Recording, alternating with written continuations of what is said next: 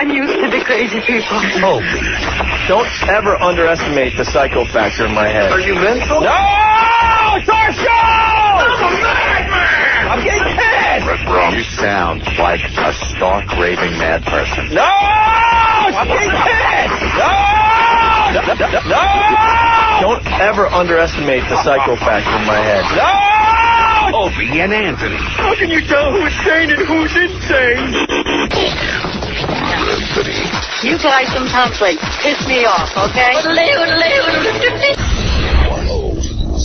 Boy, rumors running rampant about Ronald Reagan's health. Yeah, I saw that in the paper today. They're saying some rumors have him on a 36-hour death watch. Oof. Like he's going to drop any second now. And the family's like, hey, shut up. Right, well, his son is really pissed. Michael Reagan.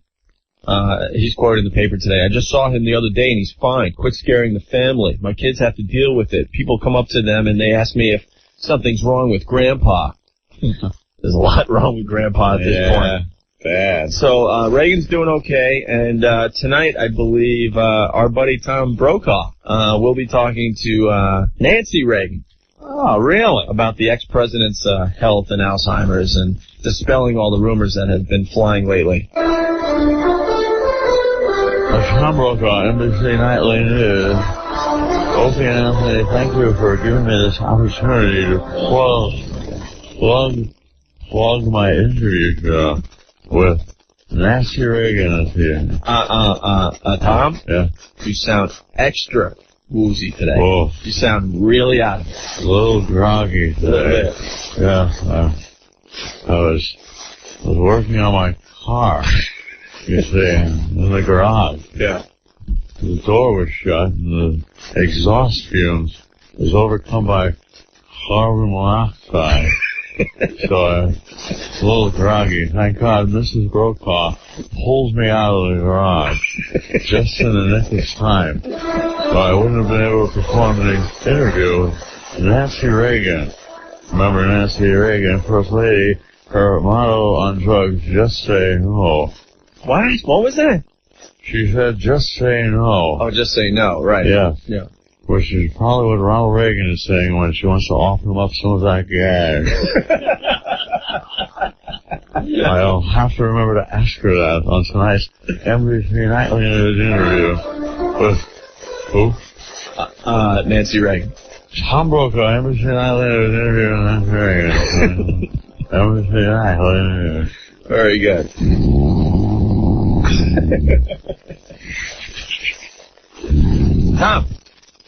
Tom Brokaw, Achille Lauro. Why are you falling asleep?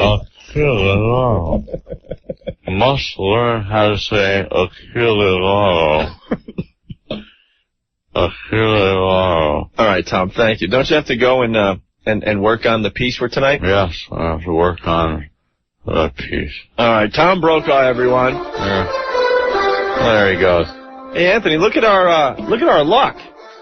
Rick is informing me that the ex-president of the United States of America is on the hotline, Anthony. Really? The same line that Old Dirty uses to call our show. Isn't that a disgrace? The ex-president is on the line, and he wants to dispel all these rumors about his health. Oh, good. So let's go to the phone right now and Ant. What? Where you going? I'll be right back. You talk to the president a while.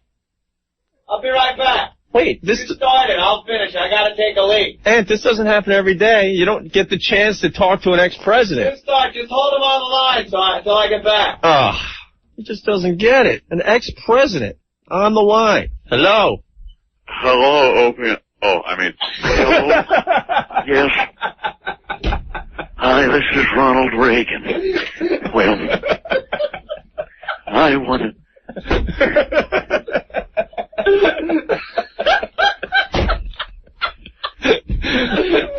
I wanted to dispel the rumors. All right, do we have the president, the ex-president on the line now? No. Yes, I had to take the phone from, I believe that was Sam Donaldson. Not sure. Well, I just want to dispel those rumors about, my health. Yeah, they're saying that there's a 36-hour death watch. On who? On you, Mr. Reagan. Is Mr. Mr. Reagan there? No, you're Mr. Reagan? I am. Yeah, you're the ex-president of the United States of America. Yes, and I want to say, Yeah? I'm as spry as JFK Jr. I want to dispel any, well, Mr. Gorbachev, tear down that wall. No. Hello? No, you left the presidency a real long time ago, Mr. Reagan. Where did I leave it? I'm always forgetting things. The bombing starts in 5 minutes. No. We want to... Hello? We want to just discuss the fact that you're still alive and well. God bless Pakistan. Well, I'm fine. I still, take a dump every morning like clockwork at 6 a.m. Yeah? Well, I don't get up till 7. Oh my God. That old gag. That old gag. Hey, you were spotted on the streets of California in Brentwood eating ice cream. I was? Yes. Yes, I love ice cream now. It's much the same as, running the free world. Eating ice cream. 1 minute you, have your hand on the button that could destroy all mankind. Yeah. The next you're eating Fudgy the Whale. Can someone shoot me? Hello? Well, they already shot at you. We shouldn't be making jokes about that. They did win. Oh, way back in what, 80? 81? Did I make it? Yes, you did. You made it through. Fine. Thank God for that. Yeah. Look, I'm a cat. Meow. Meow. Well, every morning I wake up and thank God I'm able to stare at Nancy's giant head. She's like a friggin' Pez dispenser. It's like looking at a Mardi Gras float, for God. Hello? Hello?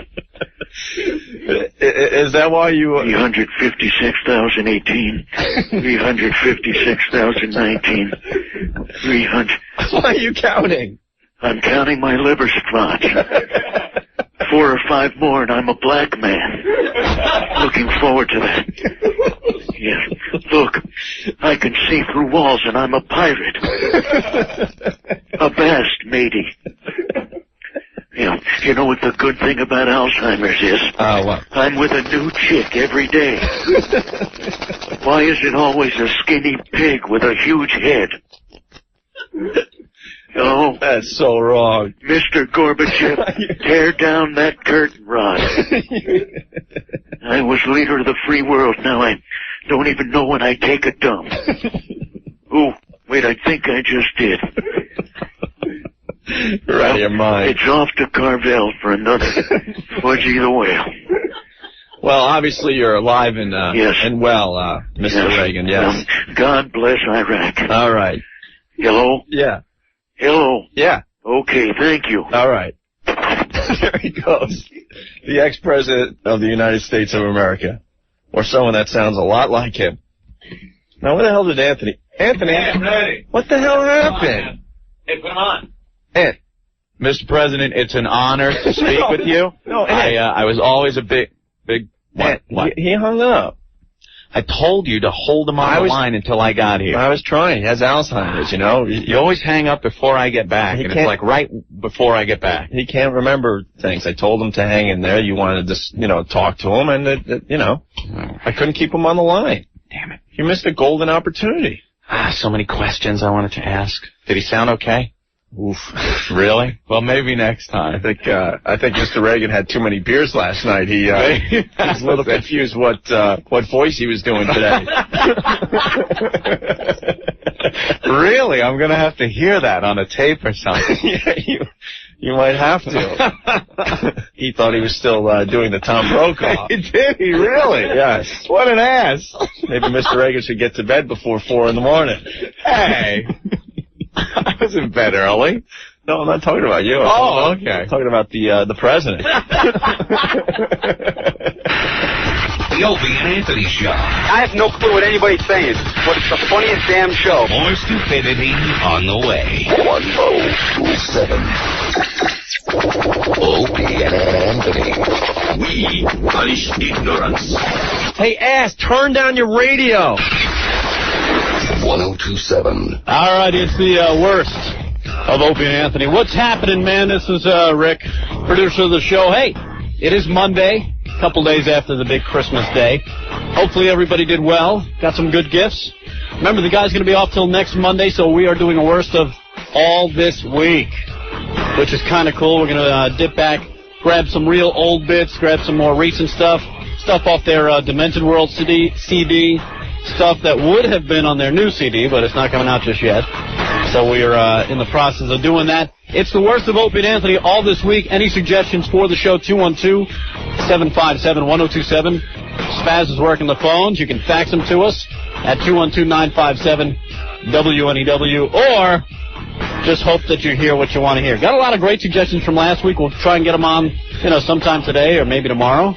And why don't we get right back to it, shall we? It's the worst of Opie and Anthony. Here's some Stephen Lynch by request. Now, more of the worst of Opie and Anthony on FM Talk at 102.7. The talk you can't ignore.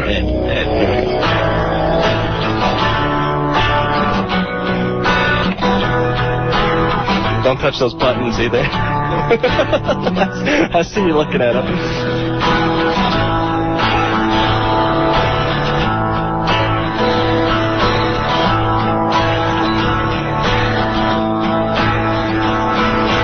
When I was a boy of 10, I had a very best friend. Ed was kind, with good intent, but just a little different, oh, special ed. Mama dropped him on his head. Now he's not so bright instead. He's a little bit special. Just a little bit special. We'd play tag and he'd get hurt. I'd play soldier, he'd eat dirt. I liked math and a spelling bee. Ed liked talking to a tree. Oh, special ed. Mama dropped him on his head. Now she keeps him in the shed, 'cause he's a little bit special. A little bit special. I ran track, hung out in malls. It ran head first into walls. I had girls and lots of clothes. It had names for all his toes. Oh, special ed. Mama dropped him on his head. Now he thinks he's a piece of bread. He's a little bit special. Just a little bit special. One day talking to special ed, he grabbed a brick and he swung at my head. And as he laughed at me, that's when I knew special ed just made me special too.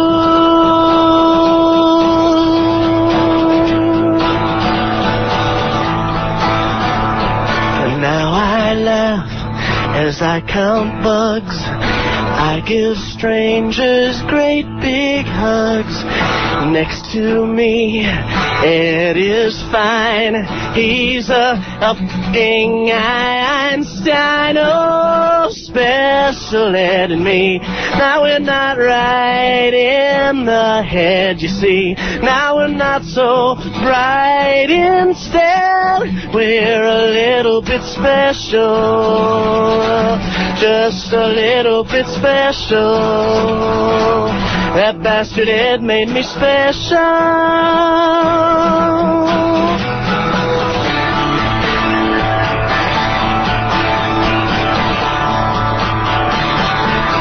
Just a little bit special.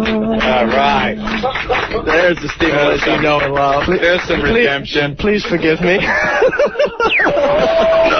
more of the worst of Opie and Anthony on FM Talk at 102.7. And it's Opie and Anthony, phone number 212-757-1027. Also receiving a lot of great faxes today. Fax line 212-957-9639. Of course, a very disturbing clip on the unofficial Opie and Anthony website. Damn. All right, let's get back to Rick's bachelor party. We've pretty much discussed the ride over there, and we discussed how when I pulled out my wad of money, the girls attacked me like they were seagulls at the beach going for a crust of bread. That is the way to describe it, man. Yeah. You pulled that out and woof. And Rick was late, so Earl got all the lap dances. Well, Earl's the one I think... You seem to be the most uptight about the whole thing, Earl. No, I wasn't. Let me be honest. You were. You know, when that first girl wanted to take you to the VIP lounge in the back, you resisted at first. You were sitting in the chair going, no, don't want to lap dance. No. You're a silly rabbit. I just thought that honor should have went to Rick. Well, he wasn't there. He wasn't there. It would have, but he was not there. And he wasn't showing up for another hour and a half at that point. So it was just like, hey, you know, give it to Earl. I just thought it was funny. It was like, okay, who's going to be the first guy? And everyone just turned around and pointed their finger straight at me. Oh, yeah. Well, you are the virgin. Oh, stop it. Stop it. You got to give it to Earl. There's no bell being rung there. Ring the bell. That's reality. Not appropriate. I'm just in a dry spell, that's all. 29 years. You got tumbleweeds rolling around in your crotch. That dry spell. Well, Earl got, I think, a lap dance every 3 minutes for the whole evening. Everybody was just, because you're talking and stuff. Sometimes the lap dance gets in the way. Yeah. I'd rather watch someone else get in the lap dance. Put it this way, Nunzio completely hooked us up with funny money and stuff. Yeah. And that was supposed to be for Rick, but because Rick was late, we used it on Earl. Yeah. So by the time Rick, the bachelor, showed up, we were running out of funds quickly. And the lap dance is just an odd thing, you know? There's no touching. So you just kind of sit in the chair with your arms on the armrests as this chick is going around you and gyrating in front of you and looking at you like you should be pounding her. You know? But it's like, I will just stay completely still in this chair as you circle me. You know? Yeah. It's like when you used to play a stupid game with, like, your siblings. I'm not touching you. Look, I'm not touching you. I'm not touching you. And, like, you're right next to the person. You put your hand, like, right next to their face. Why? Why are you mad? I'm not even touching you. I'm not touching you. That's how it is. Yeah. They get, like, right next to you. It's the adult version of that game. Yes. My ass is not touching you. My ass is not touching your nose. All right. So then I guess... VIP room was great. Yeah, the VIP. You don't talk about the VIP room. Earl. Ixnay on the VIP room. Just say it was great. You sit down, Danny. How about a lap dance? So, we were treated like kings at Goldfinger's, and then finally the night came to an end for most of us. Yeah, I guess, pretty much everyone left after a while. I decided that there was no way in hell I could go home, Anthony. With the smells and the things that were hanging off my clothes, it would be safe to stay away from home. You just end up smelling like dancer. Oh man. Right. Like I said earlier, there were substances on my body that I could not recognize, and I felt it was safe to stay away from the homestead. Because I wasn't functioning right where I could explain some of this stuff. So I decided to crash at Ben's place, and my clothes, by the way, have officially been burned. Oh, really? Yes. Now, did your pants look like, did it look like you dropped some sour cream on there? No, not that out bad. Of the fajita? No, not that bad. But first of all, I guess Mark, Psycho Mark, who's in the studio, he started getting really pissed at everyone. No. Don't go there. Don't go there? Yeah. You're friggin' loony with those dances, man. that was part of the best part of the show. You know what? Guys can relate to this. There's always one guy in the crew. There's always one guy in the crew that is convinced that the girl actually likes him. And you'll be going home to bang the dancer. Right. That person in our gang is Psycho Mark. Psycho Mark. Hello. Who at one point I think had too many dollars in both hands. Did I see a shoe off with more dollars between your toes? You were shaking money around like Trump. Sitting front row. You were like right there next to the stage. And the girl come over and give him a lap dance. And he's getting into, like his arms are going and he's almost dancing with the girl. Correct. I was having a good time. Well, sure. Is it great? There's nothing wrong with that. Is it true you were thinking you had a shot at that girl? No, of course not. Oh, now he says it. What time do you get home? Oh, like 3:30. Let me make it perfectly clear. We started the festivities around 8:15. It wasn't like we went out at 11 because most guys are like, oh, what's the big deal? 4 hours in a club? No big deal. No, we're talking 8 hours in the club for Mark. It's a hard day's work. To the point where you're punching your pal Ben over there. Well, Ben deserved the punch, but we'll get to that in a little bit. Well, we could get to it now because it all relates. Now Ben has an apartment in the Village, right? Lower East Side, near NYU and all that. And Ben has a really small place, correct? Mark, you've stayed there? Yes, I have. When you first moved to the city. Now, I asked Ben if I could crash on his couch because there's no way, like I said earlier, there's no way I could go home. Right. There was a slight problem with that. Ben told me, yeah, no problem. And that's the truth. I thought everything was cool. I found out when I arrived at Ben's place that there was already another guy staying there, another one of his friends that is moving to New York City. See, Ben has all these friends in. Yeah. And they all moved to New York City, but they start their journey in New York by staying with Ben for a month, right? Is that true? Right. Totally right. Who is this guy? It's Ed. Drunk Ed. Drunk German Ed.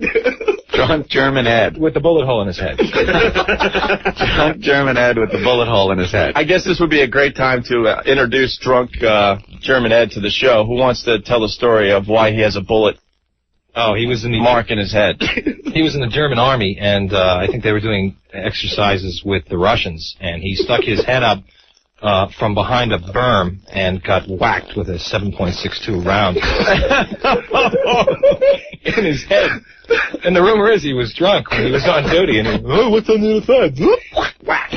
And he got shot with live ammo in the head during training exercises. It's a true story. He's got a dent in his head. That's why they call him Drunk German Ed with the bullet hole in his head. Pretty much wraps it up right there, doesn't it? There you go. True story. So I go to Ben's assuming, it's going to be no problem. We're going to just, crash. I got the couch. Ben's got his bed. Tiny little apartment, no bigger than this studio we're in right now. Right. But there's Drunk Ed on Ben's couch. With a 40. With a 40 of Beck's. So, Ben, what did you say to Ed? I told him to go stay at Mark's.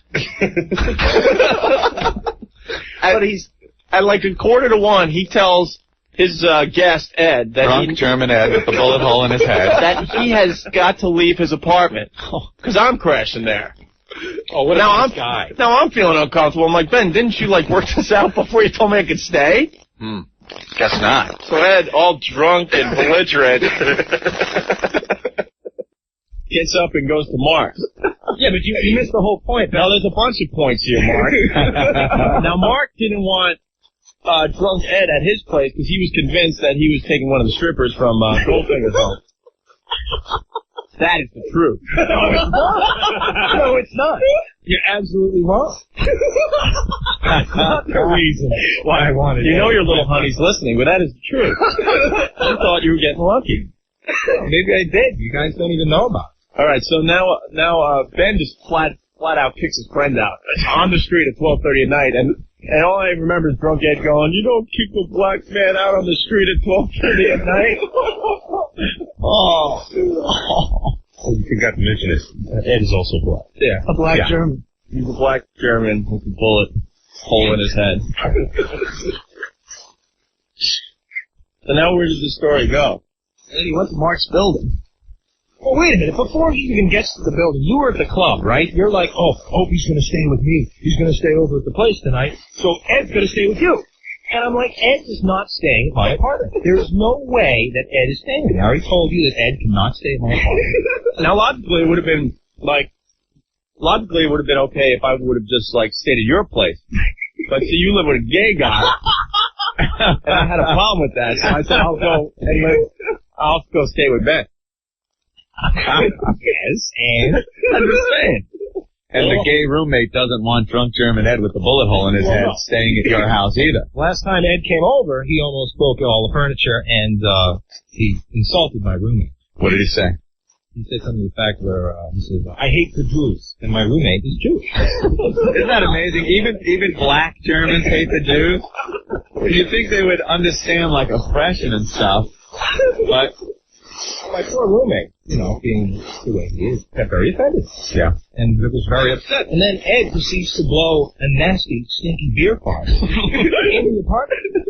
And like how those gay guys like to keep their apartment so nice and neat and stuff and smelling good. So needless to say, they left a bad taste in my roommate's mouth. So Ed is no longer allowed in my apartment. Not the first thing.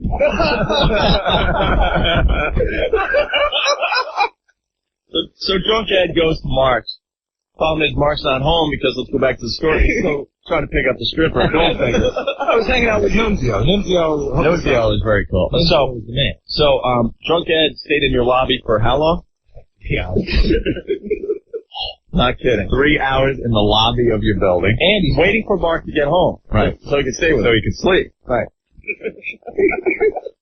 So meanwhile, he's sitting in the lobby of my building, bothering the poor doorman, just like making erratic conversation with the poor guy, and trying to explain his plight as a black German stuck out in the city. With a bullet hole in his head. Right. So I walk in. This is like 3:30. And all of a sudden, I'm tired. I'm ready to go to bed. Right. I look. Hey, Mark, you guys, how are you? I'm like, what the hell are you doing here? Opie's staying over at Ben's house. He didn't throw me out to the street. I'm like, oh, God, are you kidding me? He did throw him out on the street. Oh, that's sad, man. Ben flat out said, drunk Ed, you have to leave. So Ed comes over to my place to stay. I don't have a place. And I told Ed, you can't stay here. You cannot stay here. So I ended up loaning him like another $200 to get a hotel room. At 3 o'clock in the morning? 3:30? Well, if my roommate woke up and saw a black guy sleeping on the couch with the place with a bullet hole in his head, it would not be a pretty sight. The gay guy, let me get this straight. The gay guy doesn't like the black German guy with the bullet hole in his head. Likewise, the black German guy doesn't like the Jews, which the gay guy takes offense to. Is he Jewish? Yeah. Oh, okay. Well, now it makes perfect sense. Very Jewish. And Ed's claiming that when Ben kicked him out of his apartment that we were mocking him and laughing at him. Yeah, well, he told me, he goes, okay. And Ben was laughing at me and they threw me out of the apartment. I had so place to go. Oh, you threw me out of the street. Mark, you could have had me played him stay to play. And he's still drunk out of his mouth, slurring his words. So anyhow, I get him to leave. And the doorman is like, who the hell is that guy? He spent the last 3 hours trying to converse with me about his bullet hole in his head and people throwing him out the street. But then, that was probably the coldest thing I've ever heard in a long time. That was pretty cold to put your own friend out in the street. I mean, you could have let him stay, in a corner, for Christ's sake. You're right. Now looking back on it, you're right. This morning you're like, it's so funny. I've been staying in your apartment. I've staying in here. That's how it went down. Not nice. And you're laughing too, Opie. Yeah, you were laughing. I think Ope's part of the problem too. Like, you didn't say anything like, did you say anything to Ben like, oh, Ben, you can't do that, man. Look, I'll make other arrangements. No. Hey, look, man, I was tired. Screw the guy with the bullet hole in his head. I'm tired. I was tired. One must know evil before he can condemn it. Opie. One must have seen evil before he can denounce it. Anthony. It's disgusting and very, very cool. FM. Opie and Anthony. What? That's crap. We can't put that on the air. FM Talk at 1027. All right, it is the worst of Opie and Anthony. What is happening? It's Rick, the producer of the show. In all this week doing the worst stuff, so if you've got any suggestions whatsoever, stuff maybe from the first week that you remember, if you've been with the show that long, or from last week, because we had a couple of good bits from last week as well, and anything in between during the entire tenure of the guys' stand here at WNEW, we are doing it. It's the worst of Opie and Anthony. Dial it up, 212-757-1027. See what we can get on for you. Got a lot of requests for OJ 911, Jeter and Piazza with Mad Dog, Dreamweaver, a big request for Dreamweaver and some Reverend now. All that stuff is on the way, so make sure you listen. Also some Louis Anderson next hour. But let's get back to it, shall we? With the worst of Opie and Anthony. Again, any suggestions, 212-757-1027. Today, you're stuck with the worst of Opie and Anthony. On FM Talk at 1027. Hey, man. It's O&A. What up, Ant? Don Imus here. I just want to, I got a problem with that videotape. You saw the video, Mr. Imus? No, that was me in the video. Secret's out. I'm really an old broad. Yeah, of course, we're talking about the video of the lady having sex. She just happens to be 100 years old, Imus. See, without my big fat cowboy hat on, you can't tell I'm actually a woman. Shut up, Bernard. Did look like Imus, didn't it? Imus with a wig, sure. I could see that, Anthony, a little bit. Not even with a wig. See her? She didn't have much hair. Anywhere. Enough said. Everyone is just disturbed. We're trying to move on here. Lewis. Yeah. What's up, man? Yeah, just past, I'm in Newark Airport, man, just past like a group of old people. Just made me shiver just walking by them. The old guy almost needed a walker just to get out. Oh. Time blows. I'm telling you. I swear to God, man. Yeah, you had to see these old people, man. I'm like going, oh my God. Just imagining one of them, not even just the group. Imagine an orgy out of it? Yeah, know what the funny thing is about this? There's an article in the paper about Hugh Hefner. And there's a lot of people outraged because Hugh Hefner, at the age of 70, 71, is taking Viagra and banging four broads that are, like, in their early 20s. Yeah, he says that just because he's gotten older, his taste in women hasn't gotten older. He's still attracted to girls that are in their 20s. And he's banging he's banging twins that are 21 years old. 21 years old. And he's got two more that he's doing. Right. And it's all because of Viagra, and he loves it. And most people will read about it, Hugh Hefner in the paper today, and say he's a sick bastard. Mm-hmm. Let me tell you what's sick. Sick is what we just saw in the other studio. Yeah, because I gotta tell you, I don't think there's probably much difference. Now, I'm not saying every 71, 75-year-old woman looks like the 100-year-old one in there, but a majority of them do. You know? So what does Hugh have to have sex with a woman that looks like E.T.? To be morally right in your eyes? What, are you kidding me? He's a single man.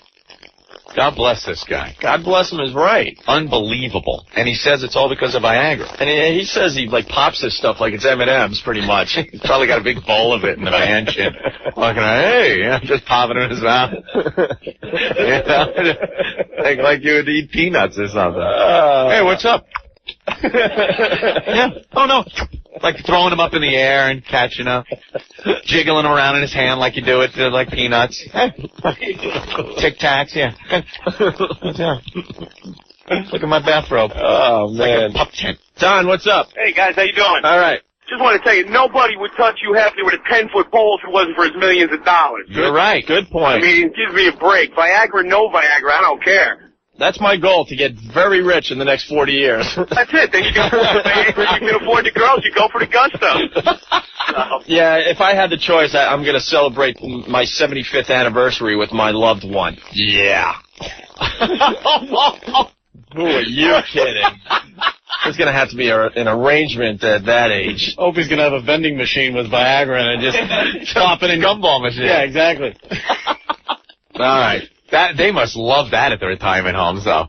You know, the Viagra thing. Before Viagra, what do they have to worry about? Changing diapers, the guy's drooling, hey, over in the corner. The old lady occasionally dying, they wheel her out and stuff. But, I mean, now Viagra, you got these horny old guys rolling around the halls. Well, think about it. I don't think they allow it, right? Because it's got to be by prescription. So they probably got to smuggle it in. They're smuggling it in. They got to smuggle it in. It's like the joint. Hey, you got any? I'm hurting real bad. I need some. I ain't had wood in a week.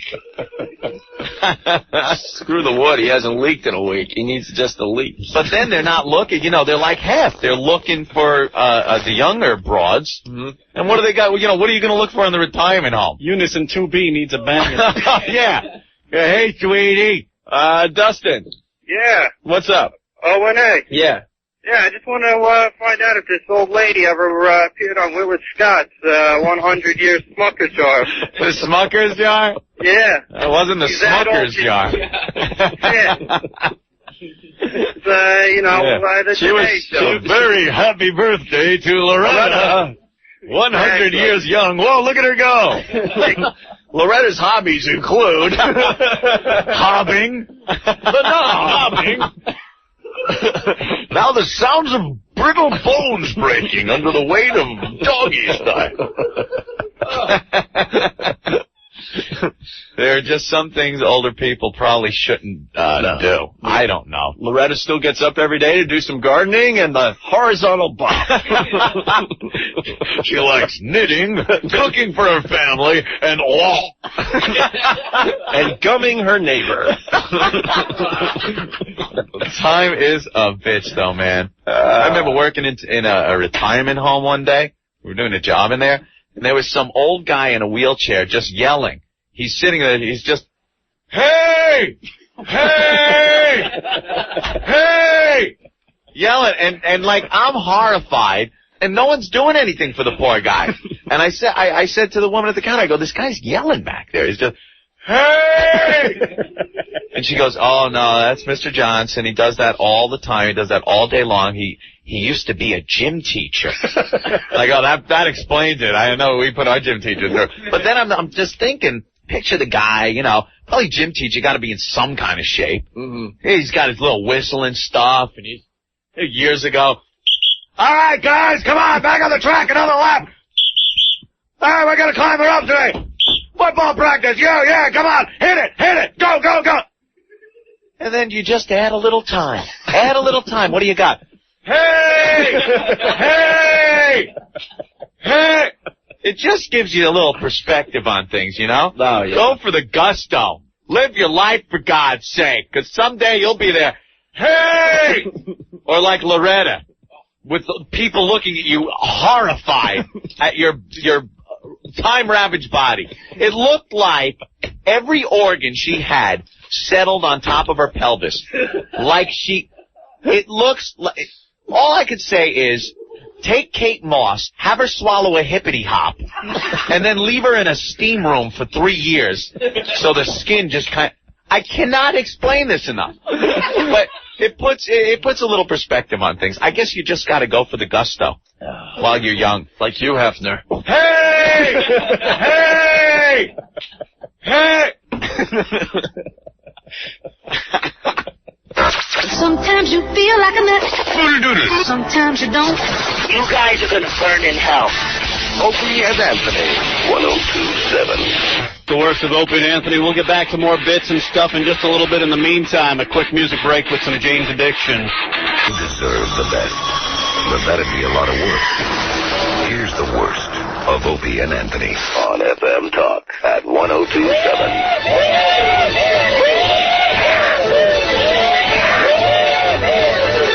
Swing your partner, start to dance. Grab him and pull down his pants. Do-see, do-not, quarter turn. Tug his one-eyed wonder worm.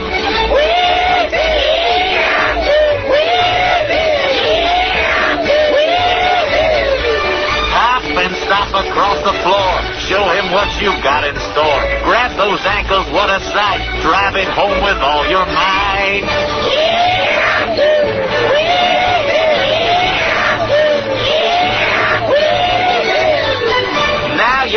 partner's pretty big, drilling like an oil rig. Promenade and grab a beer, open it in your partner's rear.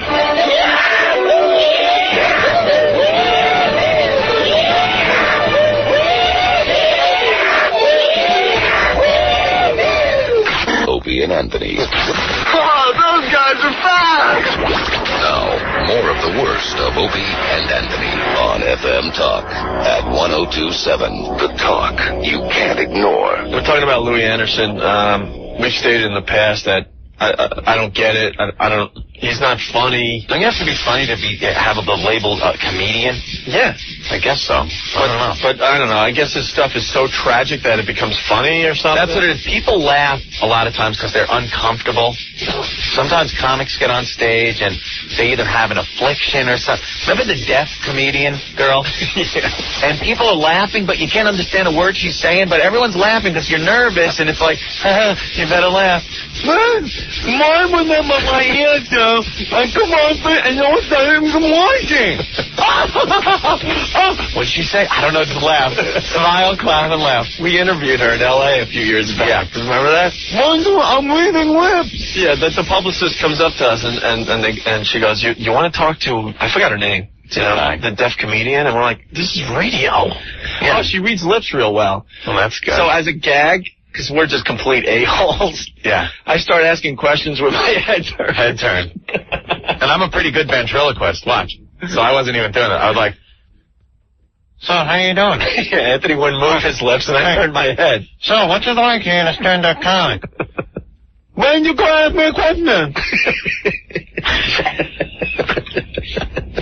That was pretty heinous, yeah. We understand. That was the second silliest moment that we had in the past. Remember, we had to talk to, who's the guy with Peanut, the damn puppet? What's the name of that guy? God, I can't remember his name. The comedian with the puppet. Is it Jeff Dunham, I think? Yeah. Oh, yeah. Jeff Dunham, he does TV commercials now and stuff. Mm-hmm. Now his whole act is Peanut the puppet. What, he's an old guy or something? Right. Okay. So we were doing interviews from the Montreal Comedy Festival. Yeah. Through like an ISDN line. Right. So we weren't there. No, we weren't there. So Jeff Dunham was in Montreal with his puppet Peanut. Yeah. And so we're like, okay, everyone, we got Jeff Dunham on the line, and he's talking to us, and then he goes, hey, you want to say hi to Peanut? And we're like, yeah, okay, and Peanut starts talking. And then Anthony and I realize how completely stupid this is, and we go, Jeff, are you sitting there with the puppet in your hand right now? He's like, yeah, well, I am. And we just started laughing at him, and then he just had to go away. Because he doesn't, what do you need the puppet for? It's radio. A phone interview over the radio. Yeah, but he was still doing the act, even though it wasn't TV, where he had the actual puppet talking. He needed the puppet. Maybe like the movie Magic. Magic with Anthony Hopkins, one of my favorite movies. All right, anyway. Yeah, so you laugh. People laugh just because they're nervous. Yeah. You know? And he talks about how fat he is and how tragic it is, so people just start laughing. All right, so let's count all the fat jokes here. You got your bell for the fat joke? This is Louis Anderson and Rosie O'Donnell this morning. Yeah. This is just the comedic geniuses at work here. Well, hi, Louis. Hi, Rosie. How are you? I'm great. So how's everything going? Good. I just got back from a trip around the world. No kidding. He is the world. No. No, good. Yeah. What was that about? The guy with the balloon. You know why you don't fly a balloon? One carry-on. True. Oh, did you see him flying on a balloon? And that big flame, no grill on the ground. If you did have a great old flying Burger King. Have you ever been in a balloon before? No. I was in one once. Really? It's scary, yeah, in Colorado. Who weaves the basket? Yeah, I had to get reinforced, it's a lot of stress. I'm just a real crazy person, so it's tight. Right. Where did you go? You went just all over? I was in Australia first. Beautiful place. Working or just living? Just living. Yeah. Really? It was good. They had the, what is that, the Formula One? Do you know what that is?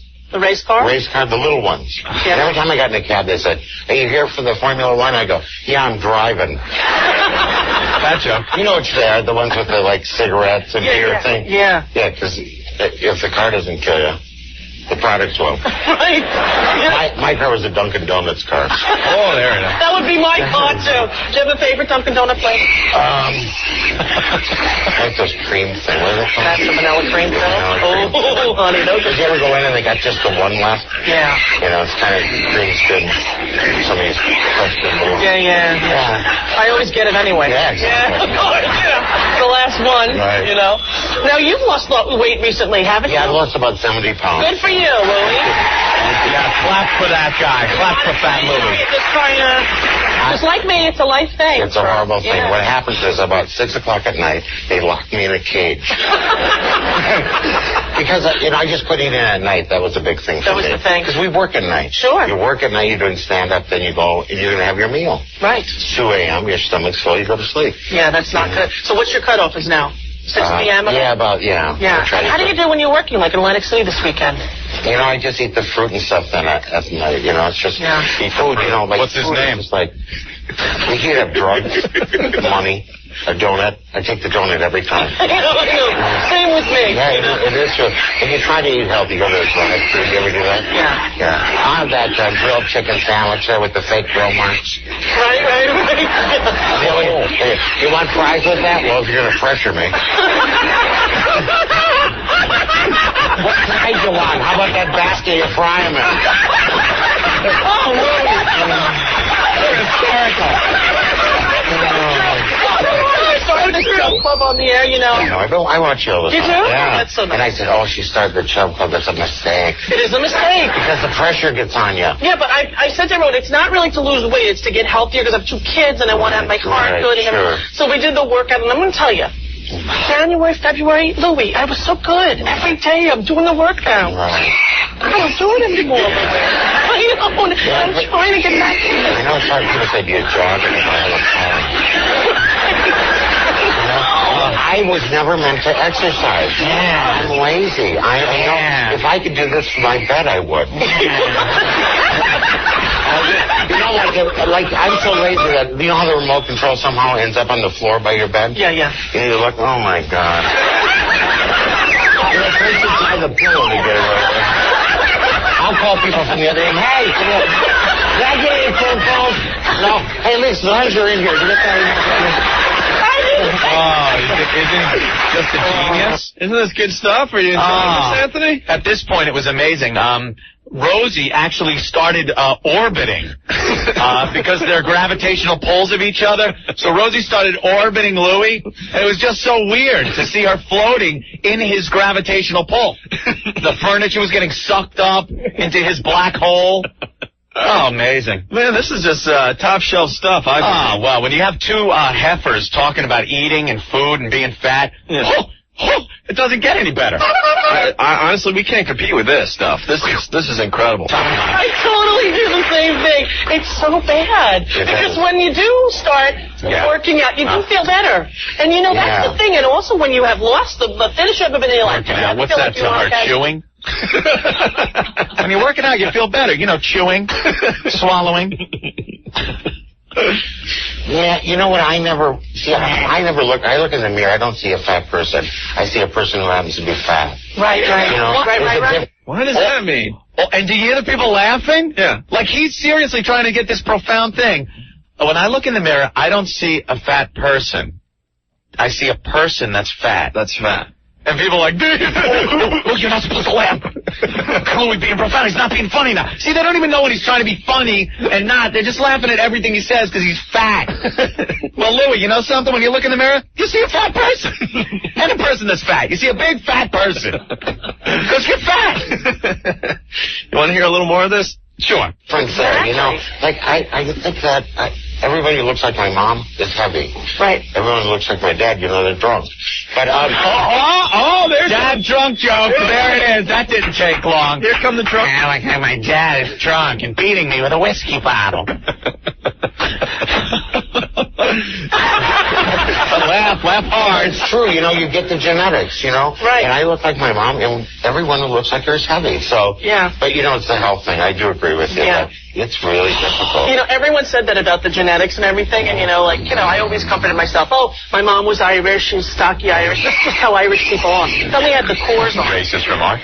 Totally Irish group. And I thought, oh, I've been lying to myself. They got the same Irish genes as me. I know. You know? It is. It's just, you know, and people go, and they treat you different when you're big, you know. That's true. You go to someone's house, they steer you towards the sturdier furniture, you know. Yeah, does that happen, honestly? Yeah, they do that. Oh, sit on the concrete sofa there. The concrete sofa. How does that from a wicker? See, the concrete can take its weight, Opie. But I did notice that people did treat, because when I was like my thinnest, even at my thinnest, I still don't think I'm thin. Like, I had a tucked in shirt. That's the big proof to me. When you want a tucker. When you can tuck. When you can tuck and not wear a coat. Exactly. Right. Just a pure tuck. Right. I'm talking t-shirt, jean tuck.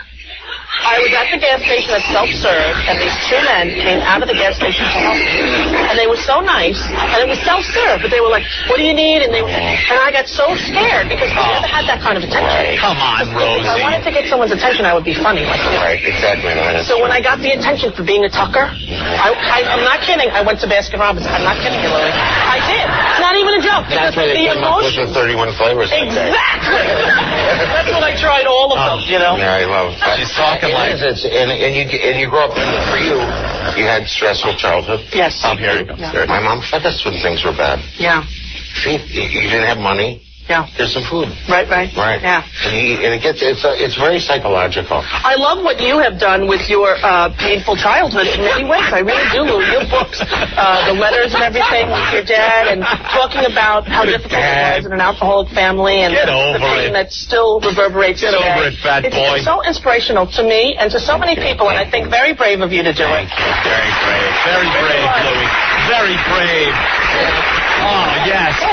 Well, standing ovation. It's the reason I'm doing the Family Feud, because the thing's always been family for me. Family Feud. You know, it's just this year, I had the Henderson family reunion in Las Vegas, where I flew all my 59 family members in. And I really find Would you use a galactic tanker shuttle? Those things. The whole really fat family? It is difficult, and it's lifelong, and, you know, you have to turn it around. Otherwise, you're Ted Bundy. It's true. The only way through the pain is through the pain. You can't avoid it. You have to little dance around it. And we're taught in this society to avoid it. Right. Watch TV, do this, do that. But the work that you do helps people, including me, I think, go through it and face it, as opposed to, not dealing with it. And Life with Louie, great animated series that is on the Fox Network, right? Yeah. And you do the one for yourself and your dad. And I love it. What you said when you won your Emmy. Tell everybody. Do you remember what you said? This is proof that you can take a terrible childhood and make something good out of it. Yes! I think that is such a Louie! Yes, bravo! And I thank you so much for being here. He's in Atlantic City this weekend. Louie Anderson. Come on. He's saying he would be like Ted Bundy? Yeah. If he didn't have that great humor that he has? Yeah. That's a stretch. Ted Bundy was skinny and got chicks. That's how he was able to kill him. Now, you did hear at the end of the interview, though, he's going to be hosting the new Family Feud anime. Family Feud, that's what you need. Remember what happened to the last host? He hung himself. Didn't he hang himself? Yeah. I don't know, Louis sounds more depressed than Ray Combs ever did. You think Louis Anderson's going to do the whole Richard Dawson and try to, get kisses and stuff? I'm out of kiss, honey. Hey, baby, what's your name? Yeah. Hey, welcome to the Feud. I'm fat and I was abused as a child. All right, look at the families coming to the table. Give me a kiss, honey. You have any food stuck between your teeth I could suck out while I kiss you? I'm starving. I haven't eaten in seconds. Gee. All right, if we could get the first two contestants up here. We surveyed our audience, the top 5 answers on the board to this question. What does your father hit you with? All right. Louis, a baseball bat? No, I that's the number 2 answer. My father hit me with a baseball bat. All right, you have a chance to steal. Louie, is it a whiskey bottle?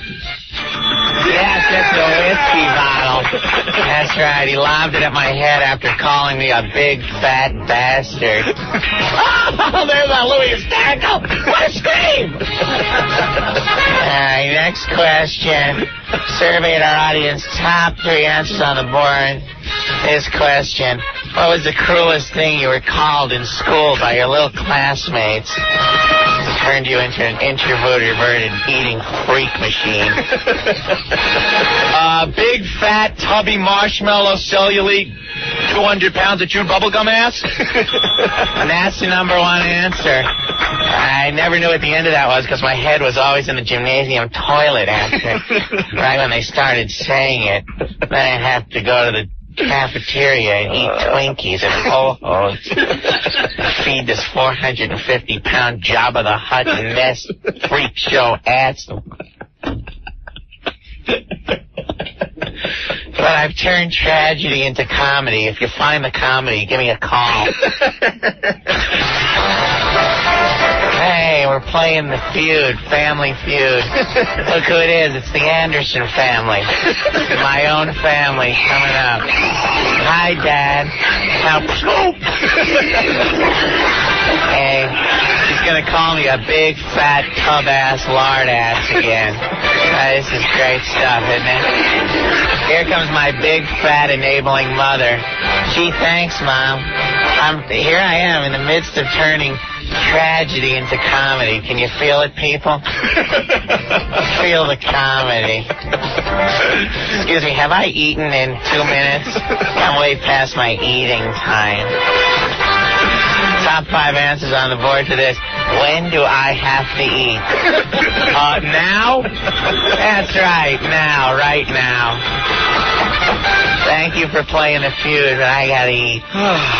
Thank you, Dad. I gotta tune into that. Yeah, I can't wait to see that on TV. Big fat Louie. All right. I hope you enjoyed that. Whoever's still listening. Dudes with tudes. Well, I think every time we open our mouths, we're pissing someone off. Opie and Anthony. We're out of control. We're so lucky. All right, knock it off. 1027. All right, it's the worst of the Opie and Anthony show. What's happening, man? This is Rick sitting in for the guys. These damn things are never queued up correctly. Jesus Christ. If there's something you want to hear in the worst of today, 212-757-1027. We will try and hook you up with it in terms of bits. Guys, we'll be back next Monday. That's January the 3rd. We got a great some great stuff lined up for next week. But you're going to have to tune in and listen and enjoy that. In the meantime, do pick up the phone, 212-757-1027. Spaz is working the lines, looking for any requested bits. Got a request for a couple more calls for Dreamweaver. That, I will tell you right now, is coming up in the 4 o'clock hour. So you can just look at your watch and go, okay, sometime during 4 o'clock, my favorite bit, Dreamweaver's coming up. All right, Reverend now, next hour as well, and a whole lot of other stuff, Mad Dog, Saul, and even some dice going to be worked in just a little bit. But right now, let's get to the worst of where they were talking about Buddy Ebsen. The third phone call to Buddy Ebsen. I guess this happened right after Dana Plato died, after talking to Howard. And the guys were looking to hopefully, find someone who's going to die soon so they could have the last interview. Now, more of the worst of Opie and Anthony on FM Talk at 1027. Buddy Ebsen. I remember him, the Jed Clampett character from the Beverly Hillbillies. Also, the geriatric gumshoe Barnaby Jones. That's right. Also, wasn't he supposed to be the original Tin Man in The Wizard of Oz? Yeah. He was allergic to the makeup or something? Allergic to the silver paint, Opie. To the silver paint? He rolled in, went,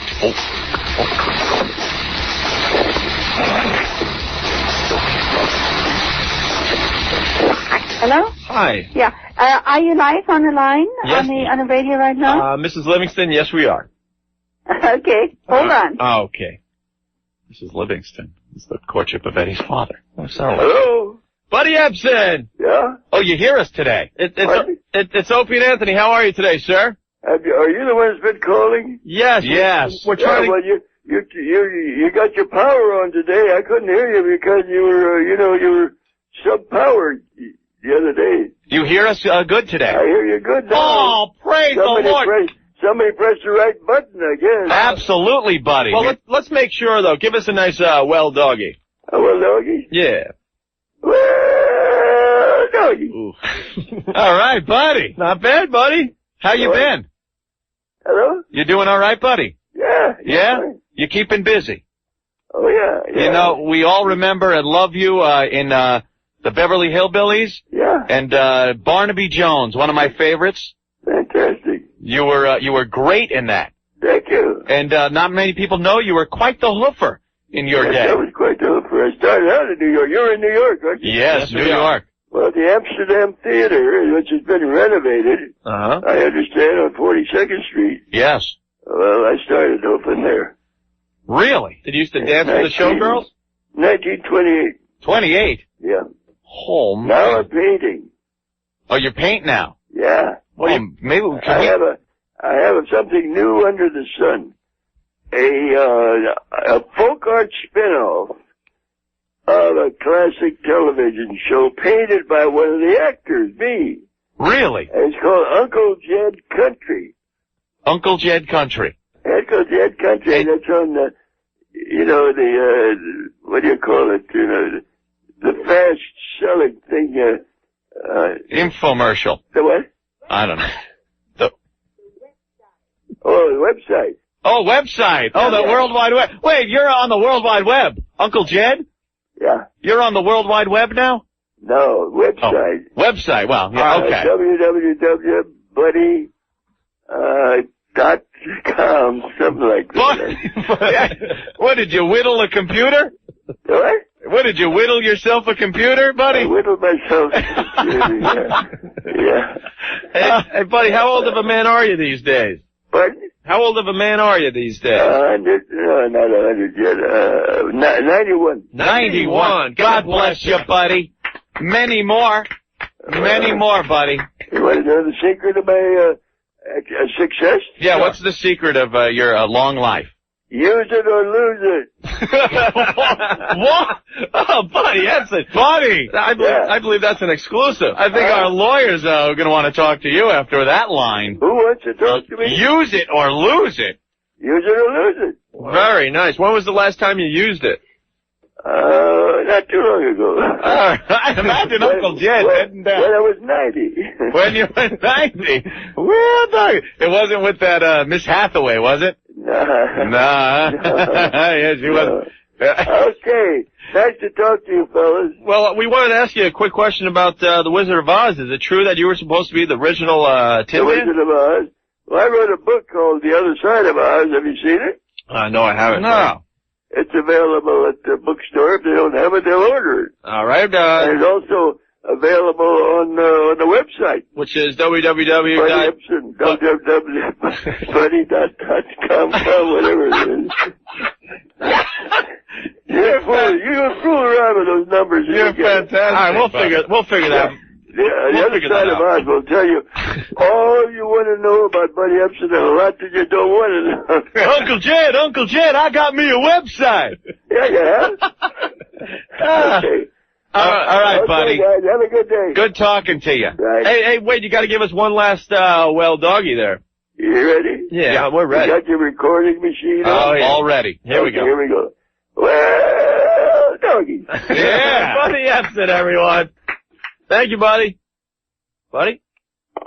Buddy. Okay, very good. Oh, I remember talking to him a couple of years back, and the well doggy sounded a little better. A little better? Maybe we ought to pull that one and compare the two and see how well Buddy's doing. Maybe we can judge on how much longer he'll live by how his well doggies come out. That's not a bad idea. Yeah.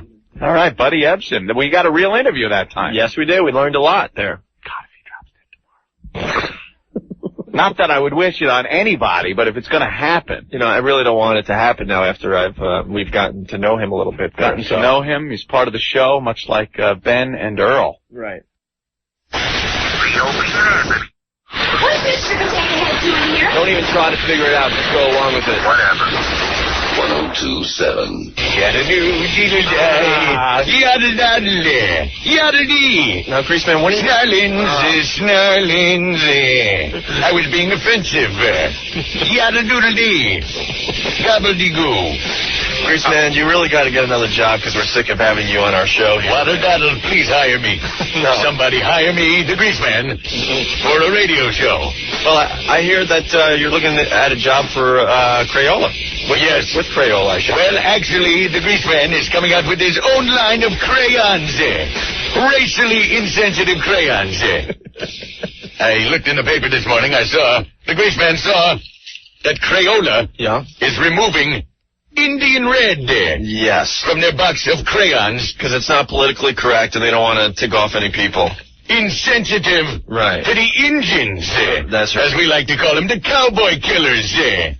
I remember as a cowboy slinging lead against the Indians, their arrows whooshing over my head. The redskin. But yes, very, very upset about Indian red in the crayon box. Yeah. So Crayola pulled it. Well, they're going to continue making the color. They want people to come up with a new name for that color. Yeah. Let's see. How about Kimosabi? Yeah. Yada-doodle. Snarling. Bone dry. Yeah. You're just not politically correct, Greaseman. Well, I'm hoping to get some money with my new crayon line. Oh, yeah? Yes, Greaseola crayons. Greaseola crayons. Greaseola crayons. Could you And a sharpener on the side makes the crayons as pointy as my head. Yaddle-daddle, bone dry. Yeah. Now, could you name some of the crayons that you will be offering? Well, let's say a young child, a little young waif wants to draw the sun. Oh, that's nice. Nice bright sun. Sure. Little picture in his kindergarten class. You know what color he'd use? In the Greaseola crayon set? What? Chink yellow. Yaddle-daddle. Just a big circle. You can get colored in with some chink yellow. Yaddle-daddle. And of course, you can't complete the scene without maybe some flowers basking in the heat of that chink yellow sun. Well, that would be nice, sure. Right, so you draw some tulips. Okay. And, of course, you use Homo Pink. Homo Pink, a shade of pink loved by bone smugglers everywhere. Yaddle-diddle, doodle-die. How about Polish Purple? Ah, Polish Purple sounds neat. Polish Purple. Why Polish Purple, though? Well, look, it's green. Yiddle-diddle-die. The crazy Polacks can't get the colors right there. Oh, my. Mick Green. Mick Green. Yes, okay. the color of the shamrocks. That's right. Mick Green, bone dry, yeah. Yaddle-daddle. Wow. And, of course, wetback brown. Of course. And then, of course, I have the special Italian crayon there. And what's that? Look, it's a grease pencil. Greasy little Dago pencil. Yaddle-deedle-doodle-die. Bone dry. Very nice. Oops, I'm being removed from my seat. Hey. My CBS brass there. Oh, it's happening again there. Whoa! They're yanking him out of the studio again. Whoa, look at that. CBS boss has dragged him out again. He's going to go back on his apology tour. Greaseola crayons. Greaseola crayons. Boy, that's kind of cute, huh? A little insensitive there. Big time. All right. The Opie and Anthony Show. Grown men jumping all over each other. Okay, terrific. 1027. Hi, NEW.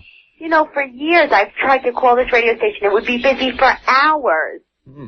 But now nobody's calling because nobody listens to you because Opie and Anthony suck. People That's the funniest thing I've ever heard in my life! What's the matter? We make fun of you, Bill Clinton. Yes. What's the matter? You wish you were Monica, don't you? Play us some rock and roll again. Shut up! We've had it with you. Oh, you suck. Kiss my ass. You're the same person that called last week to say you're not listening. You're listening. Bye-bye.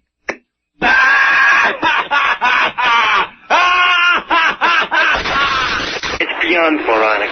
It's submoronic. Opie and Anthony. 102.7.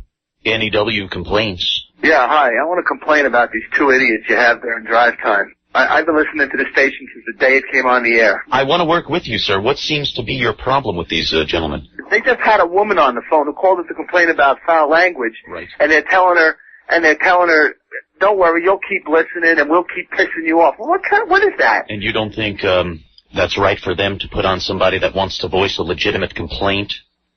To put them on the air. Put them on the air like that. Yeah, a woman that calls to complain about You language. feel it degrades the caller and makes them seem stupid. It absolutely does. And not only that, I mean, forgetting for a minute about the... Right. Yes. Continue, sir. The station has gone downhill. That's it.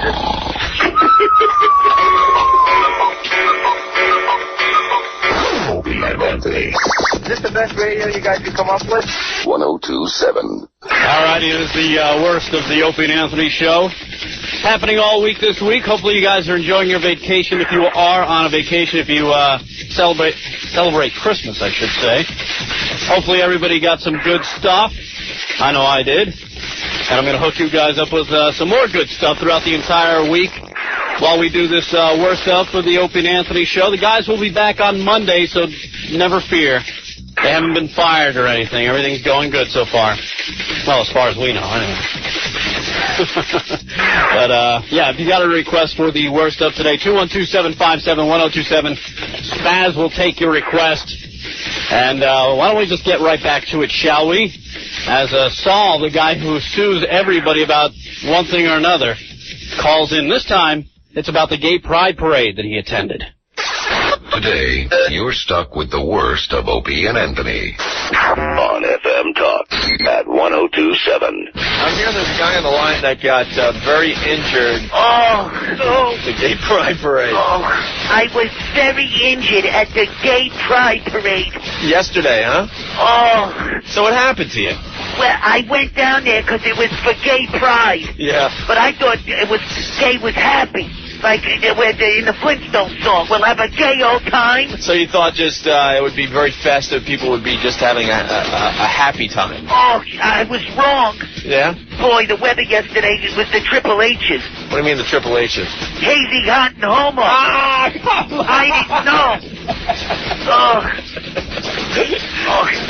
I wanted to march in the parade. Yeah? So I just joined in. Uh-huh. And a young man said, march in front of me, I'll bring up your rear. And he did. Oh. And I started chanting with the rest of them. Because I didn't know. We're here. We're queer. We're fabulous. Get used to us. We're here. We're queer. That didn't go over too well. No. Then I went on one of the rides they had set up. What do you mean they had rides at the gay pride parade? Richard Gere's Tunnel of Terror. Oh. It's like a slide, but you dress up like a gerbil and slide in. And I was banged about on some faux intestines. Oh. And I had just gotten back from England. Yeah? So I got used to calling cigarettes fags. Okay. So I was going around going, hey, give me a fag. I need a fag in my mouth now. Oh. I said, look, I'm dying for a nice big fag to suck on. And all of a sudden this grown man puts his stuff in my face. Wow! Oh. Well, you could imagine my shock. Yeah, how was it? Suing for that. Oh. So I ducked out into a bar. All the stools were upside down. That old gag. Oh, but I did find some lovely ladies in there. Oh, finally. Ladies at the gay pride parade, huh? Well, I'm quite the stud. Yeah? I was making time with them and making out at the bar. Oh, yeah. This poor girl, though, she had something in her throat. Why? That she couldn't swallow because it was making a lump in front. Ah! I was going at it. That was a dude. Oh, because then I saw something twitching in her dress. So I picked up a bottle and hit it, and she punched me. I thought it was a rat. Oh. Then some man asked if he could push pushing my stool for me. That old gag. So I ran out of there and caught the parade, more of the parade. Yeah. I saw the baton twirlers. Yeah. They were spinning the batons. But you should see how they catch these things. How do they catch them? Well, put it this way, they could do a handstand and catch it. Because that's what they were doing. Oh. All I know is I maybe had too much to drink, and I woke up dressed as the Indian from the Village People with my ass burning. In a place called the Pile Driver. Oh. So I'm suing all involved. I'm very injured. All right. I can't sit down. God damn it. All right, well, I'm sorry to hear that you got injured at the Gay Pride Parade. Oh. Are you done? I'm done. All right. Oh. There goes the guy that got injured at the Gay Pride Parade. Where the hell did Anthony go? He missed it. Opie, Anthony, producer Rick, Spaz, the Opie and Anthony Show. 1027. See in the paper, Jessica Sklar, whatever. Jessica whore! That's what she is! I don't care what her last name is, old dirty. It's Jessica whore! She's banging Jerry Seinfeld. Mr. Comedy Penis. Huh? Did she got married, went on a honeymoon, missed the husband, and then started going out with Seinfeld? 3 weeks, they were on their honeymoon. They get back, she starts working out at the gym. She meets, Jerry. Hi, how you doing, Jerry? And, she couldn't resist, the comedy of Jerry Seinfeld and took off with the guy. But it turns out it's not the first time this has happened. What do you mean, in her case? No, in Jerry's case. Yeah, well. Oh, yeah.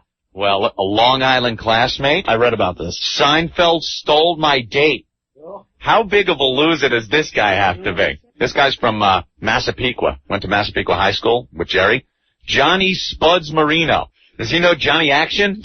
Johnny Spuds Marino still hasn't forgiven the comic for stealing his prom date in junior year. This guy, it turns out, didn't even ask this girl to the prom. Right, he wasn't Sherry dating Goldstein. her. They were not like dating. They weren't a couple or anything. He was looking to ask her out to the prom, and Jerry asked her first. And this guy's holding a grudge that Jerry stole his Sherry Goldstein away from him. Right. She wanted the comedy penis. When Jerry even back then I was dressing it up like Costanza. It was a little Costanza. I put hair on top of it and say, look, it's Kramer. He lied. Yeah, Seinfeld beat him to it. You know what's really disturbing about this article, though? They started asking people, I guess around Massapequa, about Jerry being now engaged to be married. Sophomores, Allison and this other girl, Karen, 15 and 14. They're asking high school kids? Yeah. Distraught over the news Jerry would finally wed. I really love him, the girl said. I don't want him to get married. He'll be unavailable. Jerry's cruising Massapequa High School looking for these two girls. I wouldn't doubt it. 14 and 15. I got Pokemon cards! Pokemon, honey! Well, she can't resist. 'Cause she's a whore. You don't come back after 3 weeks on your honeymoon. You know, she's probably still got the bridal gown on to be fouled by Jerry. Jerry and his funny penis. Hey, here she goes. Jerry, the penis and her for coffee down at the diner. Huh? Kramer's gonna slide in the door and go, oh, sorry, Jerry. I didn't know you're banging the bride. I'll come back later. All right?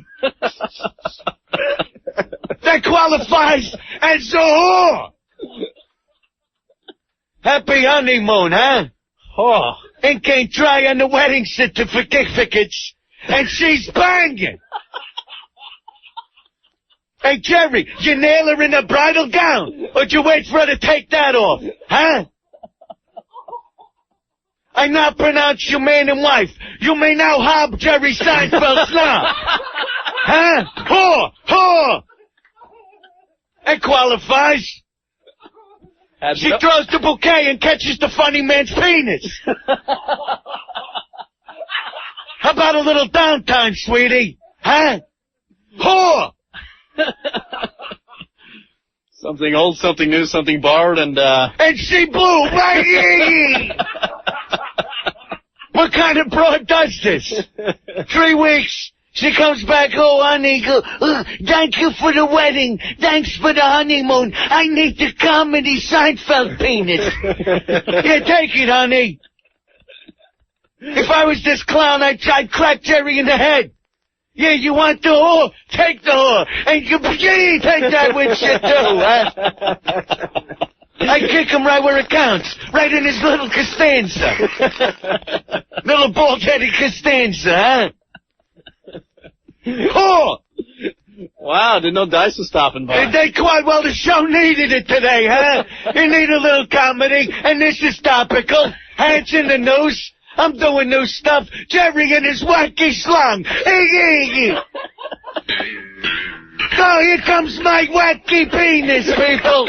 I'm Jerry Seinfeld. I'm getting 28-year-old broads. I'm 45, huh? 'Cause I got a comedy penis. Look at it. Let me, I'll just unzip my comedy pants. There you go, honey. Look at it. Oh, yeah. Oh, it's the funniest penis around. Here it comes. Oh, yeah. Look at it walking. He's going to the diner for some quarter table. Huh? You pass the sugar, penis. Yeah, pass it. Yeah. Huh? Yeah, take mine with cream, all right? Aye! Whore! Hey, Dice, do you dress up the Seinfeld penis like anything special? He dresses it like George. Except with the glasses, it's a monocle. 'Cause it's the one-eyed George, huh? With his friends, the Bulls. They're going out for coffee. I dress mine up in a little Dice jacket. Aye! Opie. What is it going to take for us to piss you off to the point where you're going to change the station? That's what I need to know. Shove it. Anthony. Boy, it sure is easy to be a fag on this show, isn't it? That's going to be trouble. Opie and Anthony. We've just received a PhD in stupidity. 1027. All righty, it is the worst of Opie and Anthony. What's happening, man? This is Rick, the producer of the show, hanging in with you guys all this week. The guys will be back on Monday after their long and much-needed vacation. Got any suggestions for today's show or maybe tomorrow's or later on in the week, feel free to give a call, 212-757-1027. All right? Quick music break. Here's some Metallica. Opie and Anthony. Cunnilingus and psychiatry brought us to this. On FM Talk at 1027. The talk you can't ignore. Hey, where's the Opie and Anthony? Who's this? This is Nate. Nate, what do you want to hear, man? How about the GNC guy? I mean, the QVC guy. Yeah. All right, you got it, man. Here's QVC Virgins. You deserve the best, but that'd be a lot of work. Here's the worst of Opie and Anthony on FM Talk at 1027. What do you think the QVC guy sounds like selling virgins or 22-year-old virgins? We talked about the guys from QVC before. They're always selling the Beanie Babies and memorabilia sports stuff. Yeah, they have the tough-sounding voices. Oh, the one guy yelling all the time, virgins, 22-year-old virgins. Order now, these are gonna go fast. Look at this one. Let's bring it up. Let's open her up. We like to do this every so often. You're not gonna find anything better than this, people. Limited time. And you get a Mark McGuire rookie card with every one. 22-year-old virgin, McGuire rookie card. We're giving them away. $22. That's $1 a year. 22-year-old virgins. Look, I can't get anything in here. We're talking you won't be able to tell the difference between the front or the back. It's like 2 balloon knots. Wow, what the hell? And you get Flopsy Wopsy, the Beanie Baby, that's been discontinued since '92. a McGuire rookie card, a Sosa rookie card, and a 22-year-old virgin. They're gonna go fast, people. Look, I'm trying. I can't get anything in here. Take it home, work it. Limited edition. Did you hear? Limited edition. For the love of God. Opie and Anthony, 1027. Now, more of the worst of Opie and Anthony on FM Talk at 1027. The talk you can't ignore. No justice, no justice, no peace. Reverend Al, I didn't know you were going to make a visit to our show today. I am plugging my website. Yeah, I see that. Hallelujah. We've entered cyberspace where we are not victims of racism. There ain't no race in cyberspace. My website is presently under construction like the Apollo Theater. Yeah, Anthony. I need your contributions, please. So crawl out from the pressing you're under and email Reverend Al your credit card number. No justice, no peace. Yeah, I hear that. This is a wonderful website that I have. Well, tell us a little bit about it. Well, if the cops shoot up your house, tell Reverend Al with a click of the mouse. It's going to be a nerve center of the community. Uh-huh. That's right. Even if you're in jail, you can get Reverend Al email. Praise the Lord. Reverend Al's in cyberspace. I also have my line of hair care products and shellac online that you can purchase. It comes in the same bottle, so don't be discouraged. Okay.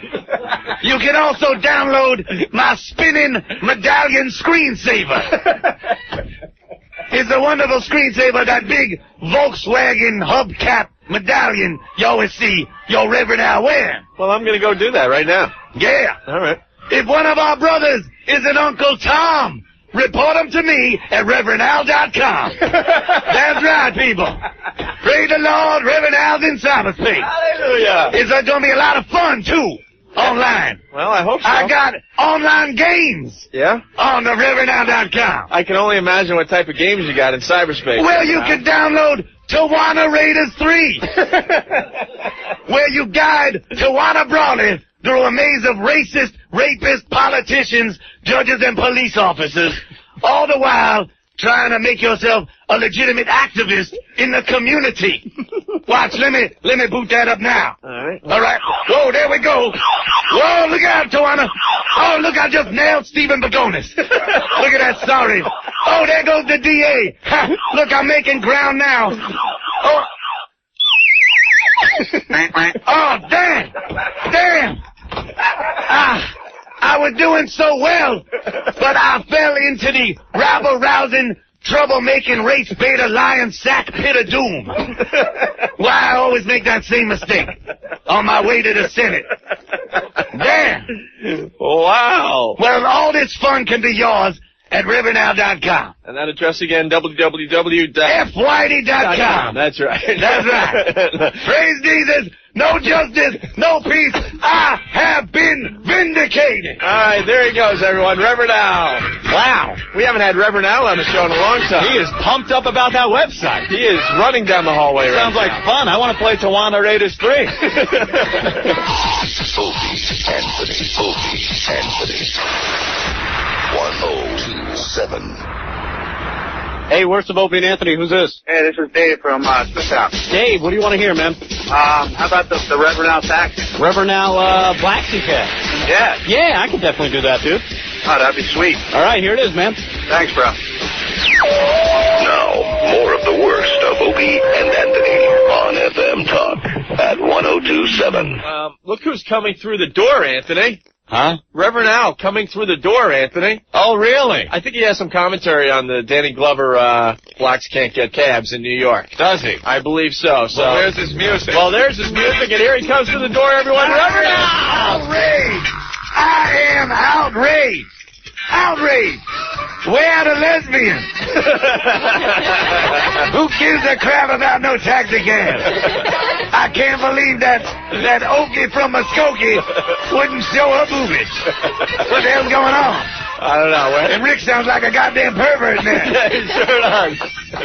Rick's more disgusting than the movie. Hey, Reverend Al, you want to see some white boobies? Well, I like to stick to my black sisters. Yeah. But what the hell? All right. Since she's here, all right, let's see some dairy. Oh, yeah. Yeah, baby. Reverend Al likes that. That's why Reverend Al likes coming here. There you go. To the Opie and Anthony show. But I'm outraged.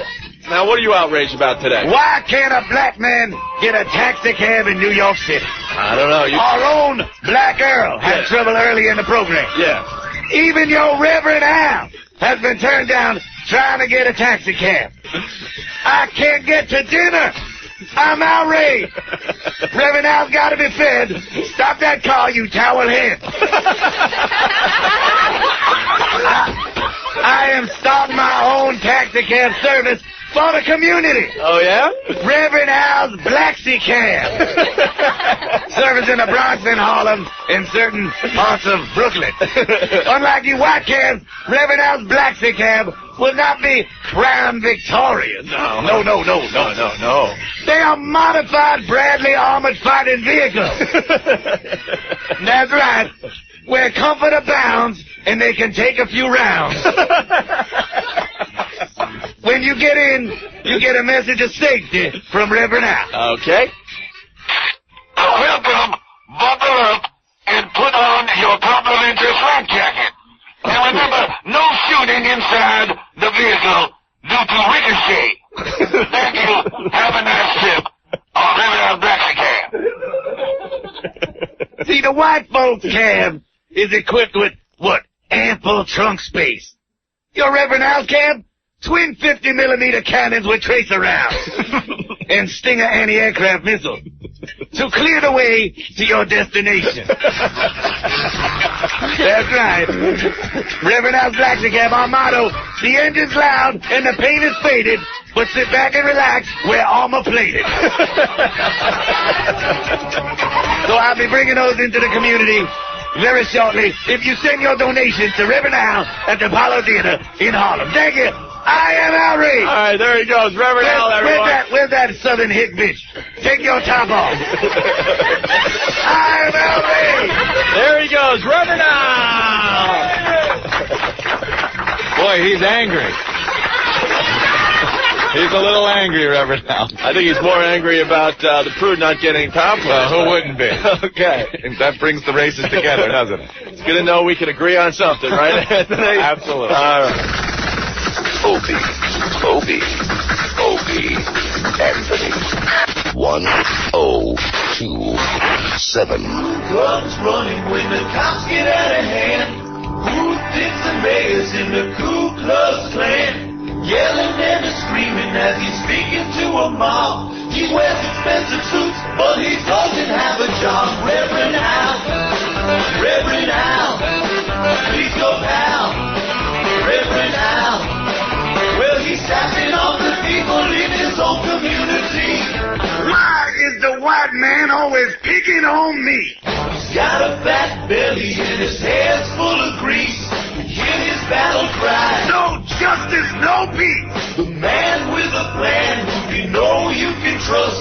The funky little reverend with the answers like a bus. Reverend Al, he's your pal. Reverend Al. Like James Brown with too many calories. Now why is the white man always picking on me? If a birdie gets in the Brokaw case, turn on the TV, you would always see his face. He's speeding in his limo to another homicide to make the network news with the family by his side. Reverend Al, he's your pal. Reverend Al. On the never-ending search for some good publicity. Why is the white man always picking on me? Reverend Al. I'm Reverend Al. Reverend Al. I'm Reverend Al. He's on his ground. I'm hungry. He's Reverend Al. Reverend Al. He will represent your family and he doesn't charge a fee. Now, as long as the makes it on the TV. Reverend Al. I'm Reverend Al. Reverend Al. I'm your pal. He's your pal. That's right, Reverend Al. Reverend Al. I'm Reverend Al. He's a race-faced white hate bag of baloney. Now, why is the white man always picking on me? Reverend Al. Yeah, I'm Al. Reverend Al. I'm Reverend Al. He's your pal. I'm your pal. Reverend Al. Reverend Al. Opie and Anthony. Yeah, can we get these illiterates off the air, please? We suck. If I wasn't on it, I wouldn't listen. 1027. All right, it is the worst of the Opie and Anthony show. First day of the week. It's Monday. A couple days after Christmas. Hopefully everybody had a good Christmas. New Year's is coming up this year. See if Puffy and Jennifer can stay out of jail. What asses. Jesus Christ. It says enough about society, huh? The black guy and the Puerto Rican chick going to jail for gun possession. Oh. What can you do? Anyhow, it's the worst of Opie and Anthony. Any request for the show, 212-757-1027. We'll see if we can hook you up. Got tons of requests for this one. Tons. One of the most requested bits for today are basically any worst of. It's Dreamweaver. That's right, by request. So let's get it done now, shall we? The Dreamweaver bit on the worst of Opie and Anthony. Today, you're stuck with the worst of Opie and Anthony. On FM Talk at 1027. Aunt used to pick up a little CB horse. This was... Come on, man. Remember the big CB radio craze? I was like in my early teens, and it was a way to get girls, you know? Yeah. Like, Breaker 19. Go ahead, good buddy. Yeah, Breaker for a radio check. You're coming in 4x4, good buddy. Thank you. And then you're sitting there like, yeah, what else can I say? Come back. 10-8 on the side waiting for you, good buddy. Because I didn't drive, so what was the use? You're just sitting in there. It can't be like, you know, I'm double nickels all the way. Looking out for the Smokies. Oh, look at that. We got some pretty seat covers here today. Down the old black top. Keep her between the ditches. Good buddy. Yeah, well, all right. I did that. What else can I say? I'm just on the CB. What was your handle at? Oh, I gotta explain this. This just never... Explaining never works on this show, does it? I was living in California at the time, and I was very equestrian. I had a horse, and I used to ride, and my handle, because I ran a rent string. This guy I knew had a rent string, so you used to take these Marines from Camp Pendleton that wanted to be a cowboy for the weekend and guide them up in the hill. So I was like the guide. And I take them up there and then go down, back down the hill and get the next batch and bring them up. And so I was the wrangler with you. Hey, good buddy, you got the wrangler. Good buddy. A butt wrangler. Shut up! What was your handle? Diamond Dust. Diamond Dust? Fag!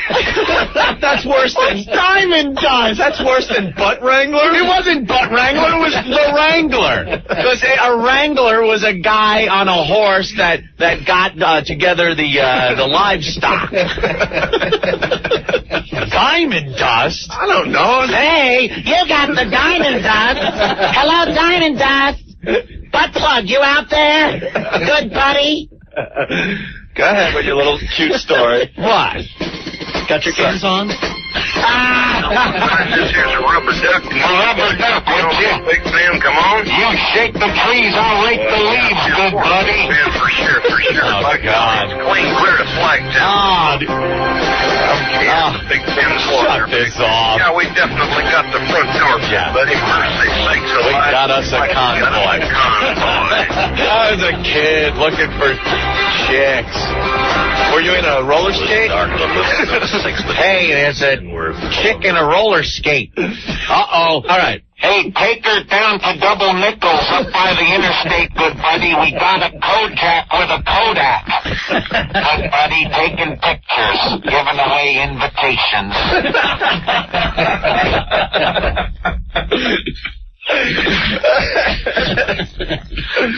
I'll be back. I gotta go 10-100. Yeah.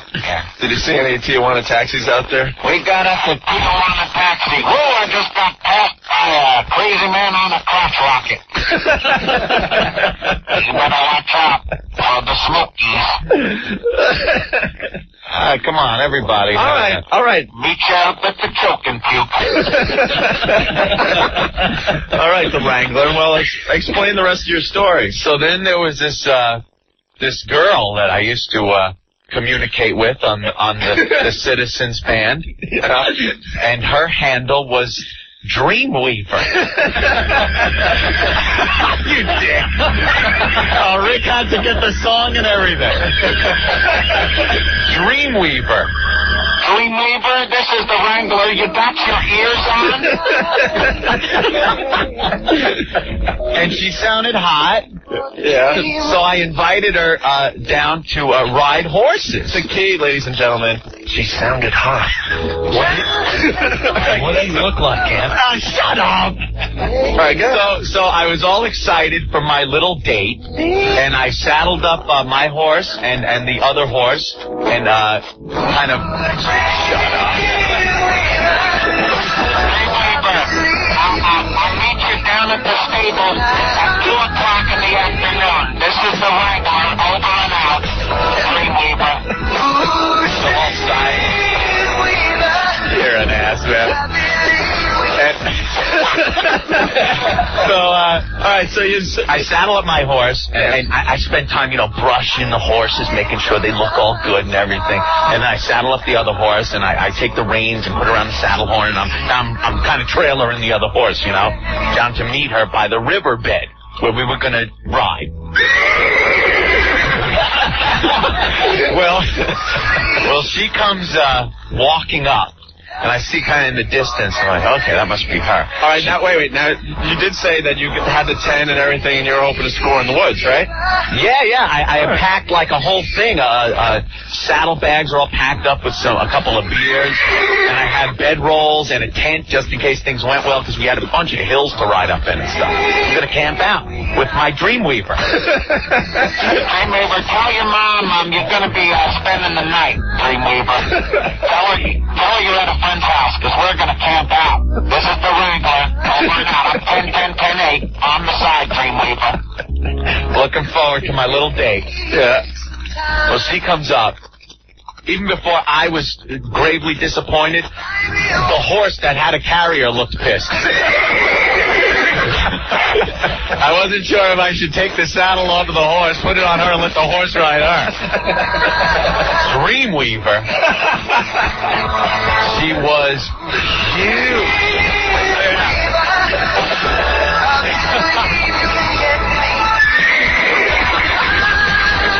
All right. Yes, I was gravely disappointed.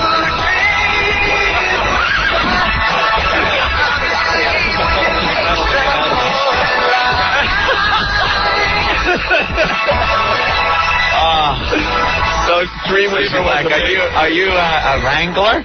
Yes. Please don't be Dreamweaver. I'm Dreamweaver. All right, let's go for a ride. So we went like up and down the riverbed for about an hour. I was like, oh, look at the time. Here I had like bedrolls on the back of this thing. It was like I was Pa Ingalls going up to a Walnut Grove. I was going to go over the river for a week to go get supplies for the family. I mean, I had this thing packed out like a pack mule. You were ready. I was like a prospector. I had crap hanging off the horses. Oh, look at the time. You You were ready to rock. ready to rock. With Dreamweaver. I had firearms. I was going to hunt for food. Then I realized looking at it, I'd need to bag a moose. Yeah, we used to hunt. We hunt little rabbits and stuff. Feeding Howard, we forget about it. Gee, okay. No, there's not many bison left on the plane.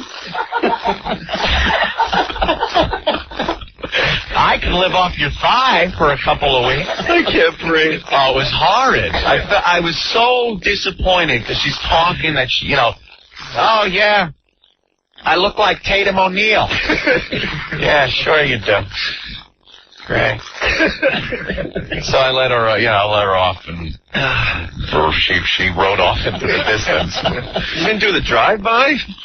How are you going to do a drive-by on horseback? Well, what, I'm the only guy with 2 horses, one empty? What?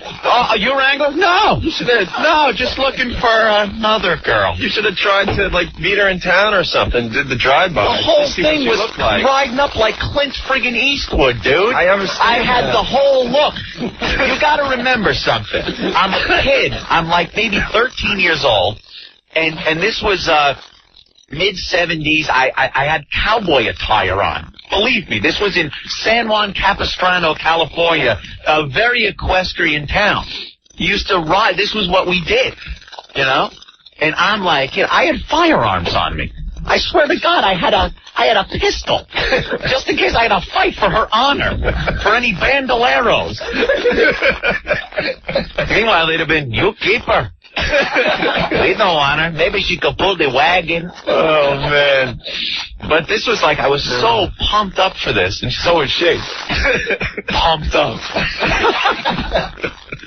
But, it was very disappointing. But, to bring it all back to the beginning of the story, she was a girl. All right. I haven't laughed at her in a while. My eyes are teared. The song brings back memories every time I hear it. I gotta tell you, to this day, when I hear Dreamweaver, I think of the whole day, how happy I was and psyched and how disappointed I was riding back to the ranch that day. Oh, that's funny. Yeah. All right, very good story. Yeah. Thank you, Opie.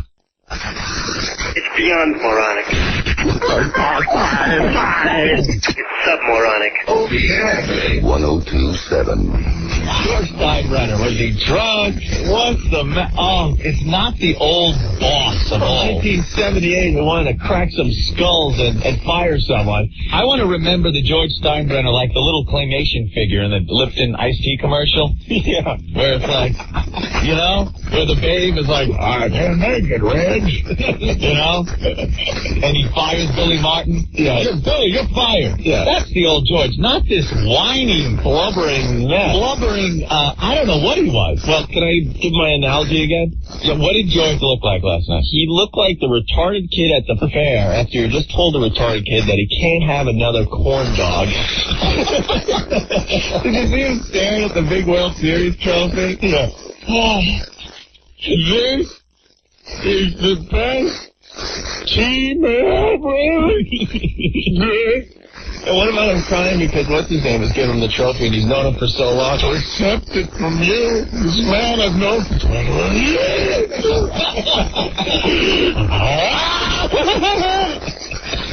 He was a mess. And you know who he looked like? Yeah, Corky.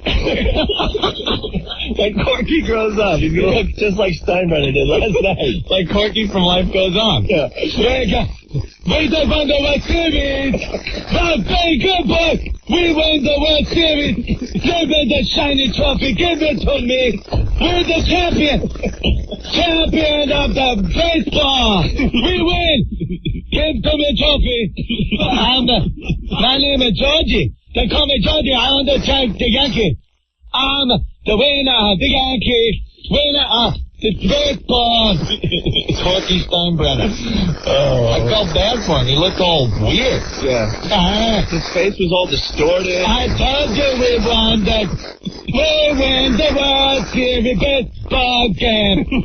Hi, George. Take a trophy. I love this good for 21 years. Georgie. It's okay, Georgie. And to top it off, he's dressed like Crazy Eddie. Yes. Did you see him? He's got the white turtleneck and the blazer. The Yankees are insane! Crazy Georgie! We're practically giving them away! Take Bernie Williams! Take the stadium! I'm giving it all away! I'm insane! We win the baseball game! Oh, my baby! Make a big club, nigga! We won the baseball game! I got... My name is Georgie. I am the Yankee. We win the baseball game. We win the baseball game. We win the baseball game. My name is Georgie. I am the Yankee. Fuck you. We're the champion, my friend.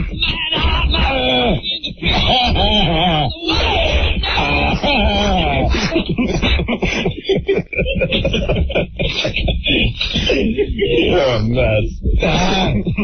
My name is Georgie. Live on the Pacific. Corky Steinbrenner. Nice. Hi, NEW. Oh, hi. I just have to tell you guys the best. You are so hysterically funny. I'm not wanting to make any fun of retarded people, but that was hysterical. Well, we're making fun of George. I know, but you know. And it's early FU after the first person that complained about that. It's coming, trust me. Okay, I know. All right. Opie? Yeah. Love that laugh. Oh, thank you. Okay. All right. Bye. Bye. The champion, my friend. Georgie Steinbrenner, my name. We won the Yankee baseball game. Georgie Steinbrenner, my name. We won the baseball game. Have a corn dog, please. Give me corn.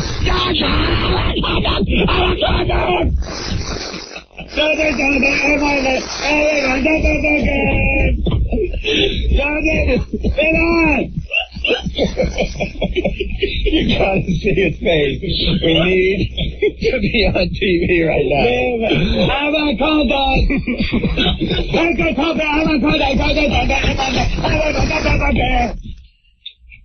All right. I can't even believe these morons.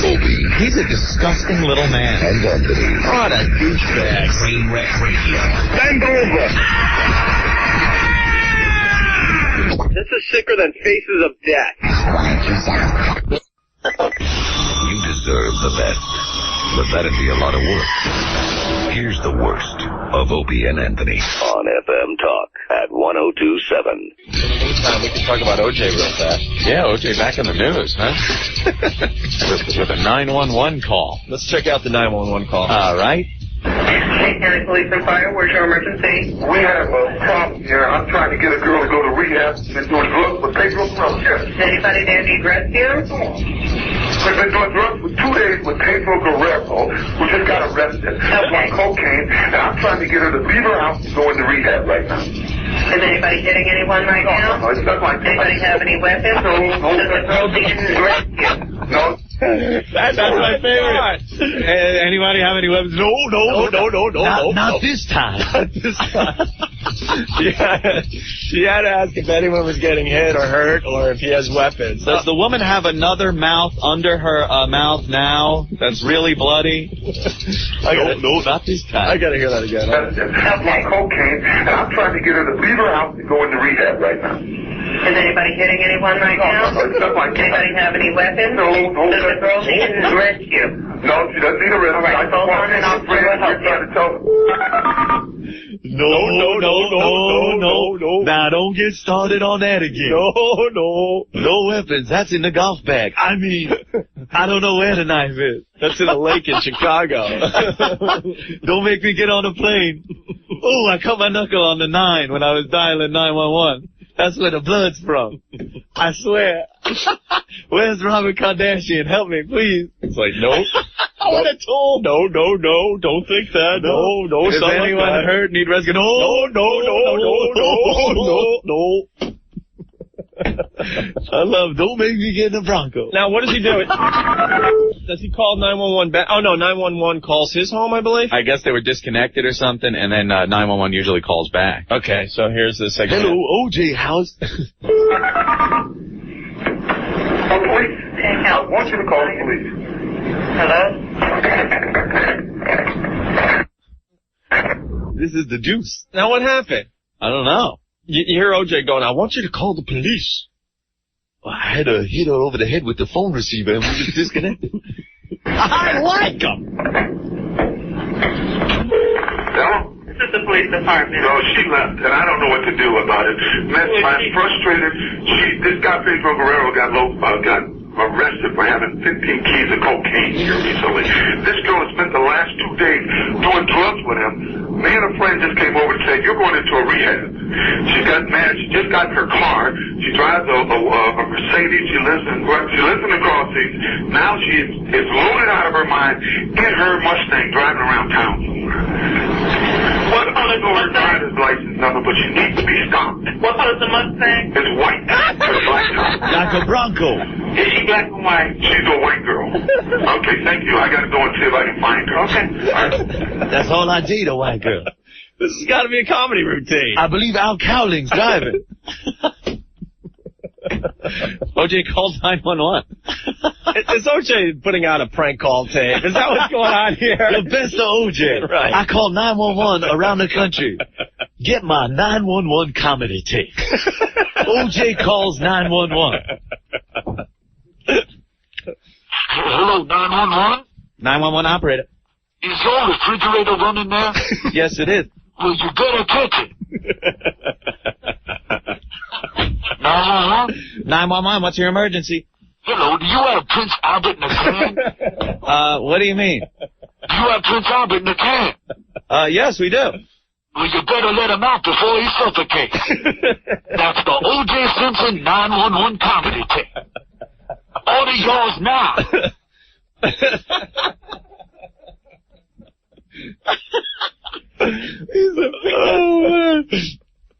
Hello, is this 911?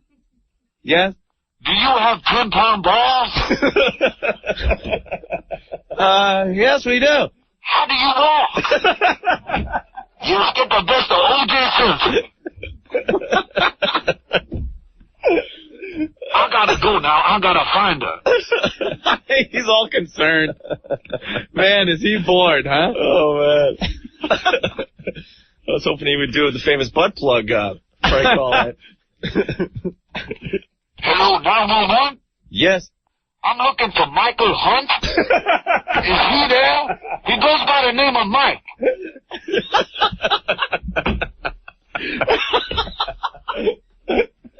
Laugh along with your favorite murderer, O.J. 911? Yes? Butt plug. Bug box? Butt plug. What are you looking for? Butt plug. Butt plug. Don't make me cut your throat, mother.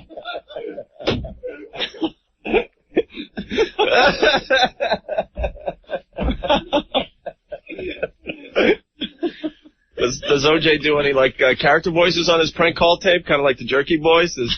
I'll come down there with my toolbox. I'll bash your head in with a ratchet or a knife. I'm OJ.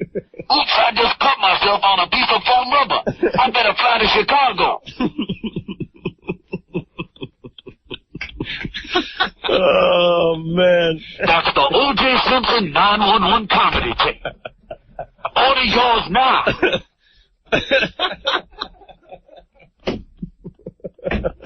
Friggin' OJ, man. He's back. I love him. Thank God. It's kind of like a car wreck on the highway. You're going to have to, tune us in to see what the hell these idiots are doing next. Opie and Anthony. We refuse to be responsible. So go screw yourself. We refuse to be responsible. Hello. Hello. How you doing? Okay. You're calling about the job. Right. What's your experience in this field? I worked for a landscaper for like 3 years.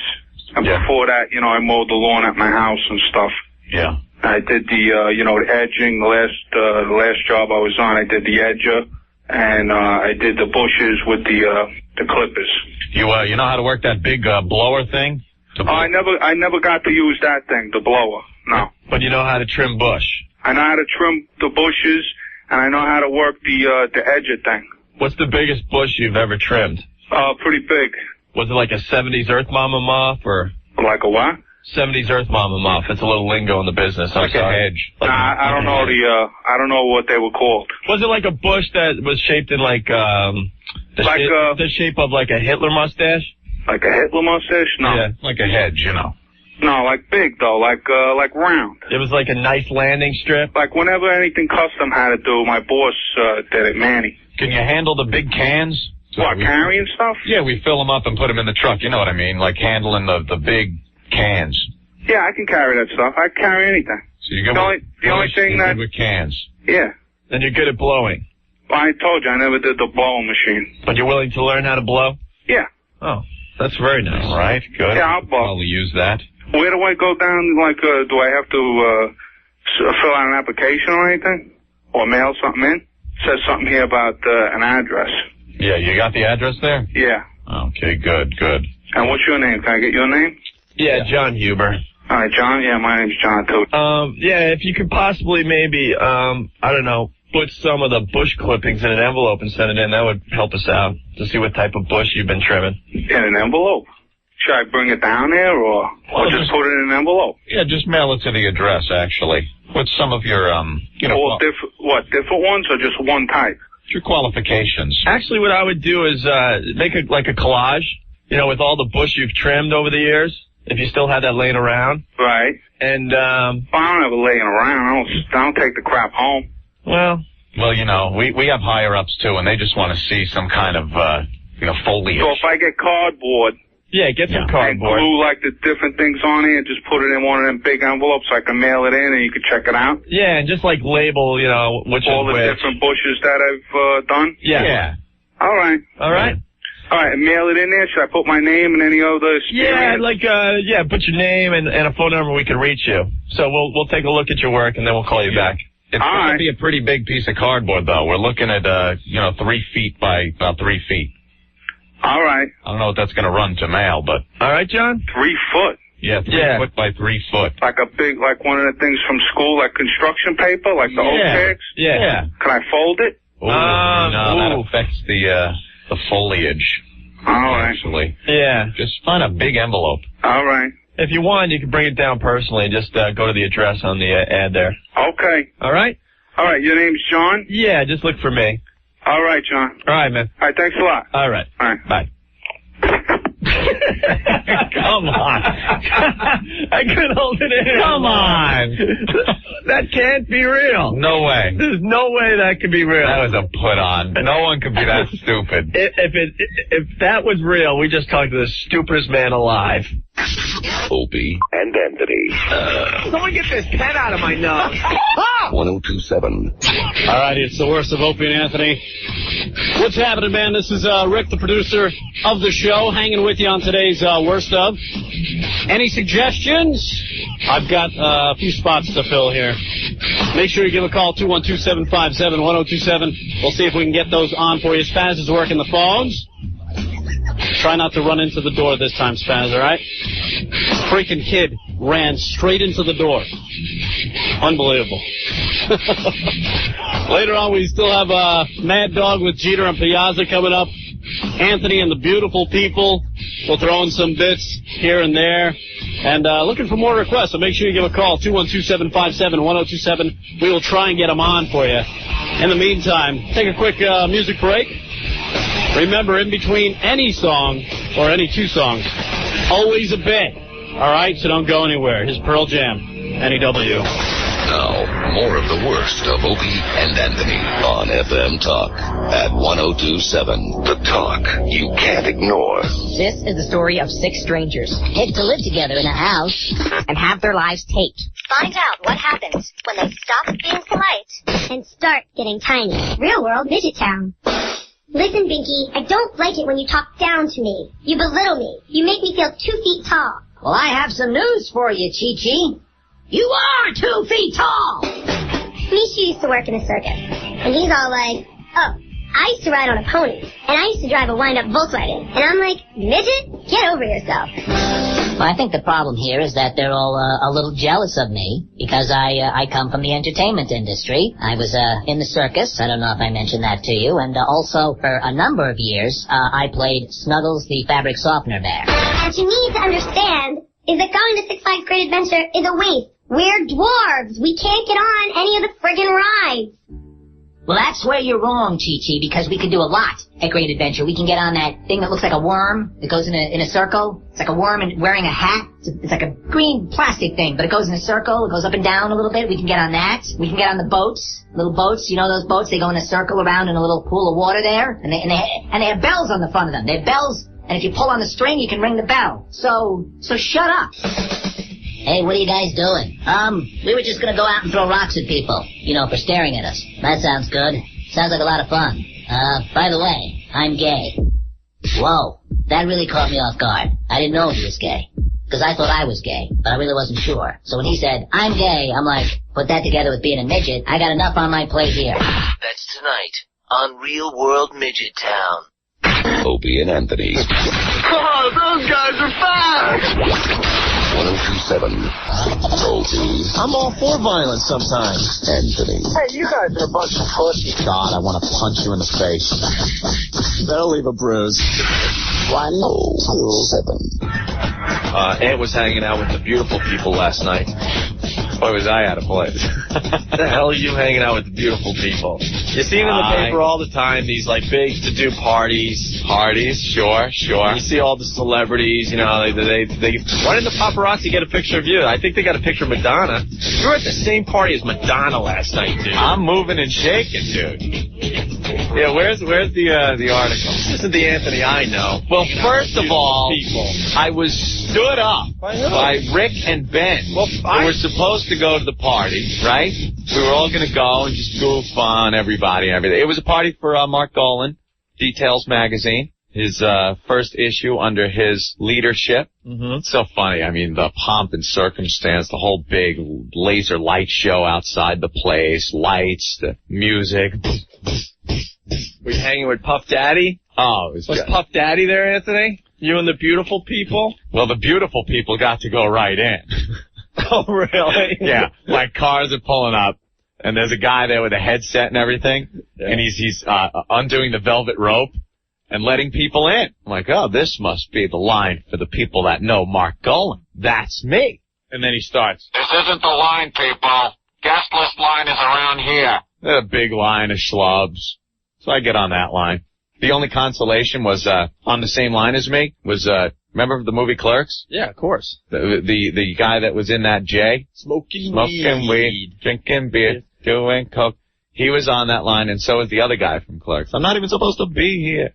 That guy. Mm-hmm. Yeah, they were on the same schlub line I was on. So then get inside. Got what, Rick? What? You look puzzled. Yeah, what were you doing waiting on line, dude? I had it set up for you to walk right in. No, that's the line to walk right in. There was a line to walk right in. The short line? Were you on the short line or the long line? No, there was one line, and then there was the guy at the velvet rope letting the people in from the limos.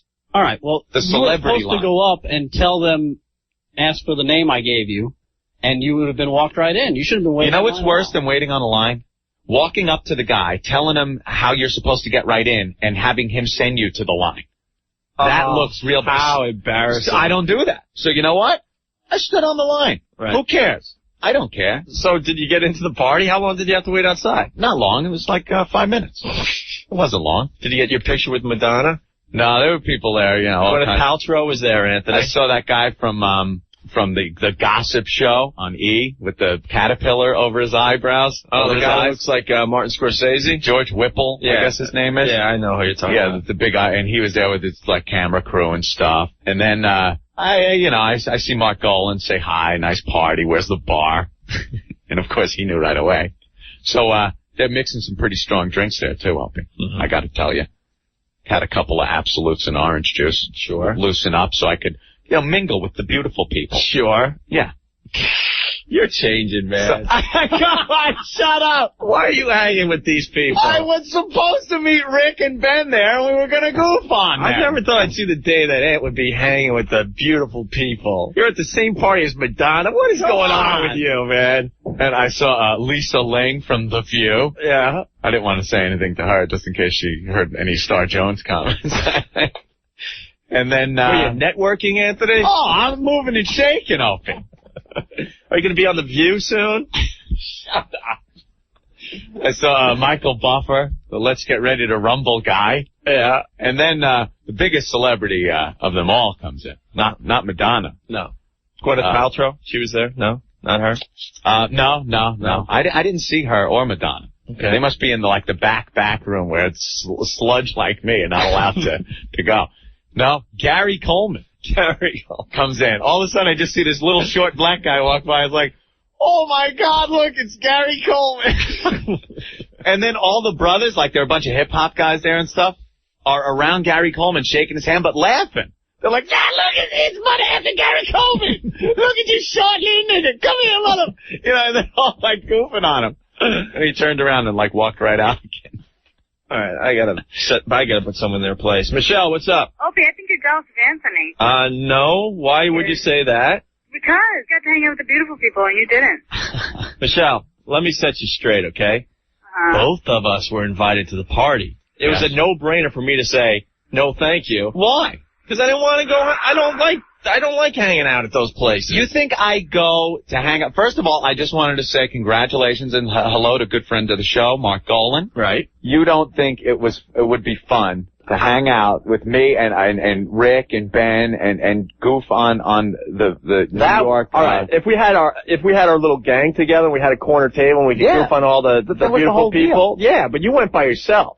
I didn't know we all blew off the party and you still went. I didn't. That's what makes me go, what the heck is that all about? You do make a good point. If we had our little group of guys together and we were at a table, yeah, I would have loved it because then we could have goofed on everything. Yeah, that's what those are all about. What do you think? I'm going there to mingle with people. There was so many like look-alike people. You're walking around and it's like, oh my God, here it is. Were you smoking cigars with Arnold Schwarzenegger and stuff? Yeah, that's what I was doing. I was just networking. There were a whole bunch of JFK Jr. lookalikes. Hey, Joe. What's going on? Why wouldn't you want to go there last night? There's probably a lot of rich chicks there, you know? It's not my scene. Oh, and it's mine. Come on, get her messed All right, and it's mine? That's what I'm trying to say. Dude, come on. I think Aunt and I are kind of going our own ways, man. What do you mean? What are you What are you on, drugs? It used to that both of us would blow this off. It wasn't our scene, but I guess it's now Anthony's scene. What can I tell you? Yeah. Is he selling out, Opie? I think he's selling out. He's got. I'm selling He's sitting out. here across from me. He's got one of those shiny black suits on now. His nose up in the air, right? Come on. He's got his supermodel waiting for him outside the studio. Right. You know, he's left me behind. What can I say? You're in New York. All of a sudden, he's a star now. Right. You know. So much for the days of just getting hammered at the local pubs. Yeah, right? Yeah, that's my scene. You should have seen how out of place, like Earl at a Klan meeting. That's how out of place I was. Believe me.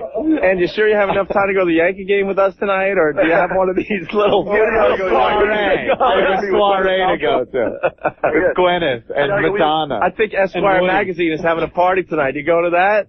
You're a tool, man. I can't believe it. Are you hoping the Yankees, score early so you can leave for another shindig? Maybe you'll get on the fashion show with Joe Rivers, Anthony. I enjoy the hat and the ponytail. But the T-shirts, you ought to do something different. Anthony on the red carpet. Is that what your goal is? Anthony? Shut up, you jerk. Listen to you. All right, thanks, Joe. Guys. Have a good day. All right. Here they come. I gotta tell you, more gay guys at this party, gay guys, than I've ever seen in my life. Holy smoke. You couldn't turn around with 2 seconds without two guys in a lip lock. George. Yo, Ann, man, what's going on? You're leaving your boy behind. He should have come to this party. I didn't want to go. Crying, man, yo. Well, which one of you is going to sing You Don't Bring Me Flowers Anymore? jackass. You know, it was supposed to be one of those things where we go to and like just hang out and goof. Did you do any blow with any of these top-notch celebrities, Anthony? Oh, I was packing my face with cocaine. Free cocaine was just flowing like crazy. No, I wasn't doing drugs. So we're all scared. A lot of the faithful listeners even scared. They're thinking Anthony might be becoming a sellout now. Well, that he's going to be spending more time with the beautiful people instead of us. If you saw how out of place I was at this shindig, it was retarded. The help looked better than I did at this party. Believe me. By the way, Aunt, your invitation for that puffy party came. Oh, good. Good. Please. Okay. Tell him RSVP for me, would you, Rick? Were you hanging with Albie Shore last night, Anthony? Don, what's up? What's up? I just want to know if Anthony's going to start changing the show a little bit, adding in a little Madonna music, a little Michael Jackson. Oh, yeah. That's it. My new close personal friend. Did Madonna ask you to be... I'm thinking Rick I didn't see Madonna. told Anthony that they were all going to go, and they're probably laughing their asses off right now. Yeah. And he actually went. That's what I'm thinking. All you guys conspired against me. Yeah, we're all going, Aunt. We'll meet you there. And I walk in alone. Hey, Aunt, is it true they were probably there just watching you laughing their asses off. All right, Don. Got a point. All right, thank you, Don. You guys suck. Chris from Jersey writing in the instant feedback. Anthony, man, you've changed. It used to be about the radio show, man. Now it's all about your fancy friends and parties and cocaine, man. You've changed. And is it true that you have to leave the show early today because you got to go house hunting in the Hamptons? Shut up. You guys are jackasses, man. We could have had fun goofing on this whole thing. Doc, what's going on? Yeah, can I talk to Mr. High Society, please? High Society around? Our audience blows, man. You're all a bunch of tools. Mr. High Society now, huh? High Society, 102.7, I love it. It used to be we both came into work, talked about the show and stuff. Now if I want to talk to Anthony, I got to go through his agent. Yeah, say hi to Chrissy Brinkley and Billy Joel for me. Let me know how they're doing out in the Hamptons over there. Unbelievable. I go to one little shindig. I thought, to tell you the truth, I thought this party was going to be like the one we went to for Maxim, which was about a year ago. And that was more my style. There was like no celebrities. In the Maxim office, I believe. Right. It was like an office party. There was a pinball machine set up, and they were having a pinball tournament. And it was a little small buffet. A tub with some beers thrown in it on ice. That's more my style. I like that. I get there last night. There's laser lights. It's techno friggin' blasting music in this warehouse. There's dance. Oh, yeah, Rick, I was raising the roof. That's it. Me and Gwyneth were tripping the light fantastic, you friggin'... Were you doing the mambo? Yeah, Mambo number 5. Yeah. That's what I was doing. Could we go find some music for Anthony so he feels comfortable today? Oh, man. Can we lower the lights, too? Yeah, we can lower the lights. Did you get one of Donald Trump's leftovers, Anthony? Yeah, that's it. Yeah. That's what I was doing. Jesus, man. I hear Anthony's becoming a real sellout. He's going to go make a movie now. Now that you made all your connections. Yeah, Mike, I was really networking. I'm standing in a corner like a wallflower. Oh, yeah, that's what sipping happened. my drink. Yeah, I'm sure that's how it was. Jack, what's up? Check his hands for a manicure, please. And also, how gay is that situation sound? Some guy lingering with a bunch of fags. You made that special point to say there's the most gay people he's seen his whole life. I just was saying there was a lot of gay people there. A lot of gay people. Looking for a little action later that night? Yeah, that's what I was doing. Oh, you got me. Dude, I cannot tell you how out of place I was at this shindig. Believe me. Yeah, we all believe you. Brian, what's up? Hey, man, can I borrow some Grey Poupon or what? Looking back going to all these parties, I hope you don't change that much, man. Yeah, I'm going to all these parties. I was supposed to go to the Details party last night with Ben and Rick, and we were going to hang out and goof on the New York, society people and celebrities and models and stuff. I end up going there. I'm stood up by my pals. I'm alone at a party I had no effing business being at.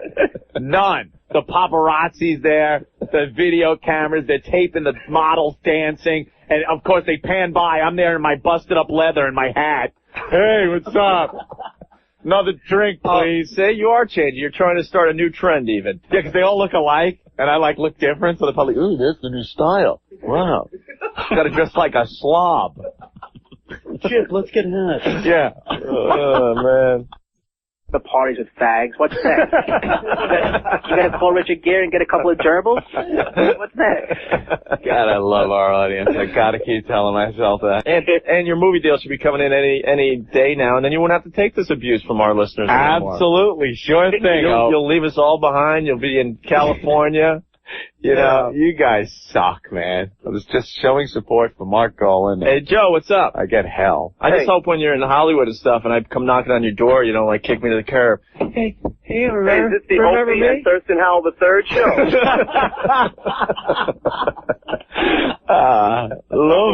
Love it. So you get any phone numbers? No, I didn't talk to anybody, man. Don't you? I stood there. I watched Jay from Clerks walk back and forth chasing supermodels. You had to talk to someone. I talked to the security guy when I was getting in. Name? I should be on the guest list. They stamped my hand. I walked in. That was the last person I spoke to. Waiting on lines. Thank God Studio 54 is not open anymore. Yeah, I'd be right there. You and Brooke Shields doing coke in the bathroom now. Shut up. Dimitri. Hello. I danced with Anthony last night. You didn't. Shut up. Yes, you did. You grabbed my hiney. Yeah, okay. That's what I was doing. Come on. Oh, yeah. Come on. Could you hang up on this guy? Oh, this is cute. Yeah. You guys are the biggest a-holes. Yeah, I was just boogieing down to that. Brian in Jersey. Ann thinks he's some kind of rock star now, blowing coke with the stars. Who the hell do you think you are? Get all your new friends, the Baldwin brothers, and we'll have a big, huge fight. Yeah. Oh, my God. The Park Avenue posse.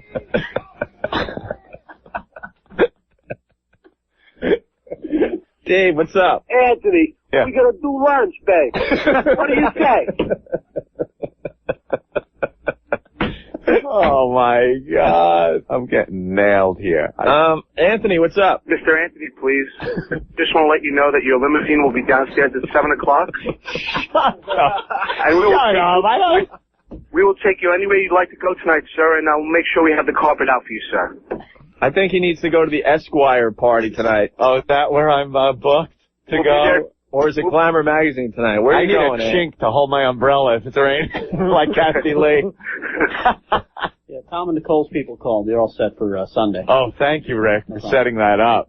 That was such a goof, man. I go to a party that we were invited to support Mark Golan, and I catch hell because Madonna was there. But there's pictures all over the post. I'm surprised you're not I haven't any seen of these them. pictures yet. There's Gwyneth Paltrow hugging Madonna. That's the same party you were at. What happened to going to the strip clubs after the show? I would still go to the strip clubs. Are you allowed to ride the subway still to the stadium tonight for the game, or do we have to meet you out front? Because I'm riding the damn subway. I'm so different. I'm going to these parties. Are they going to helicopter you in just in time for the game? Jesus. How did this happen? Or do you have to take the limo to read some movie scripts? I mean, what the hell's going on with you? Come on, man. Paul, what's up? Anthony? Yeah. First of all, we all know that I don't like that third-face partners of your Dopey, okay? we know that's right off the bat. But you backstabbed Dopey. Shame on you. How did I backstab? Just yesterday, he was saying about how you guys are not like Howard. You don't go for the approval of anybody. Oh. And then pussy little you goes dancing. Did you put glitter on your hair too, you fag? What's the matter with you? Come on, what do you want, a hairdresser appointment? I'll come by, do your nails too. Don't chase yourself. Shame on you. Chase yourself. Wait a minute. Does anyone understand why I was there? Paul, I hate you too, but you're pretty funny today, man. Does anyone understand why I was there? We're trying I've said it to 1,000 understand it. times. It was there because Rick and Ben were showing up, and we were going to goof on this. If you don't understand by now, this is like an intervention. We're a little scared. This wasn't like... You've been heading in this direction for a while. Okay, so you think I went to this party thinking, ooh, boy, I got an invite. This is great. This is going to be my in to New York's high society. I'm going to rub elbows with celebrities. I'm going to network. This is going to be great for me. Right.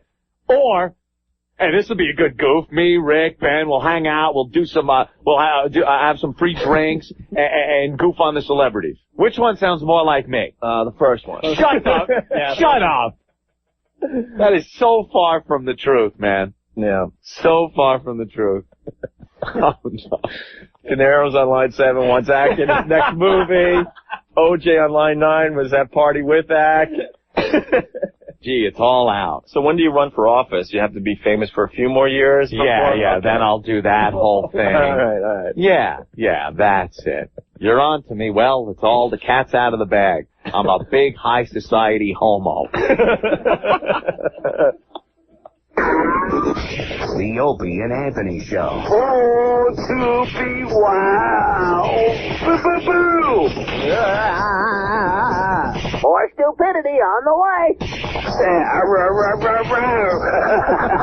1027. Now, more of the worst of Opie and Anthony on FM Talk at 1027. Hi, NEW. Yeah, hello. Hi, what's up? Okay, my name is Kyler, and did it ever occur to you that you might have gay listeners who might be offended by the way you talk? Oh, no.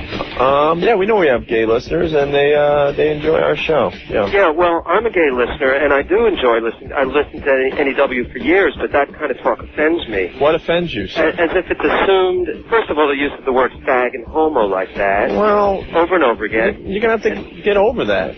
That's what we do. Yeah, well, you know, there are other words used. We're a radio show, okay? If you want to discuss this, then we'll discuss it, but don't curse. Okay. Go. Make it sound like it's really awful that guys would think that you were gay. Well, for a straight guy, it is. No, it isn't. No, it isn't. Guys, if you're No, because you're gay. See, for a straight guy, it's not good for his straight friends to think he's gay. That's reality. That's just the way it is.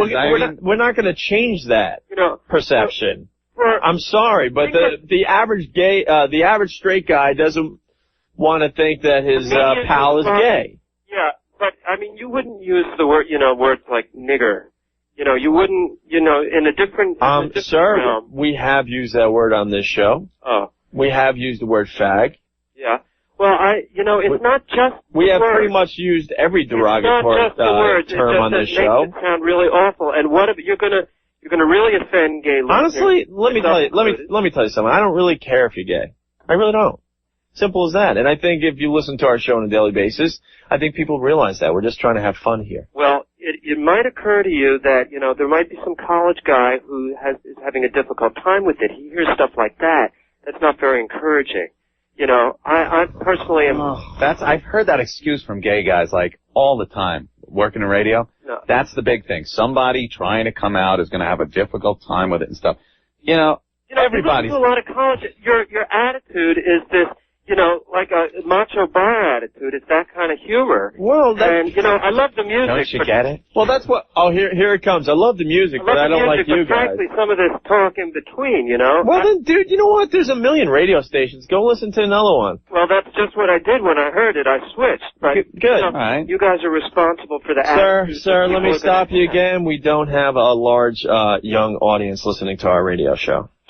Well, I would say that... We have a lot of people with an open mind that then see it for what it is, which is pure humor and trying to entertain people after a long day of work. We don't have time to be politically correct. We really don't. Sorry. Listen, I'm not politically You know what? correct. There's enough people in our society trying to be politically correct. We're trying to balance out the scale again. So we're going the other way. Okay, let me just say a few things without being interrupted. I'm not politically correct. I'm not a gay activist. Frankly, I'm not even into all that stuff. Are you hot? But, yeah.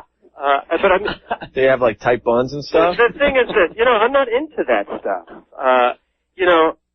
But I'm listening to this, and I'm saying, I can't believe this. I'm calling for, half an hour trying to get through. Because we have a popular radio show, because people are enjoying this, and they're taking it for what it is. Just entertainment, that's it. Well, what did they say? One letter or one call is equivalent to, 200 opinions?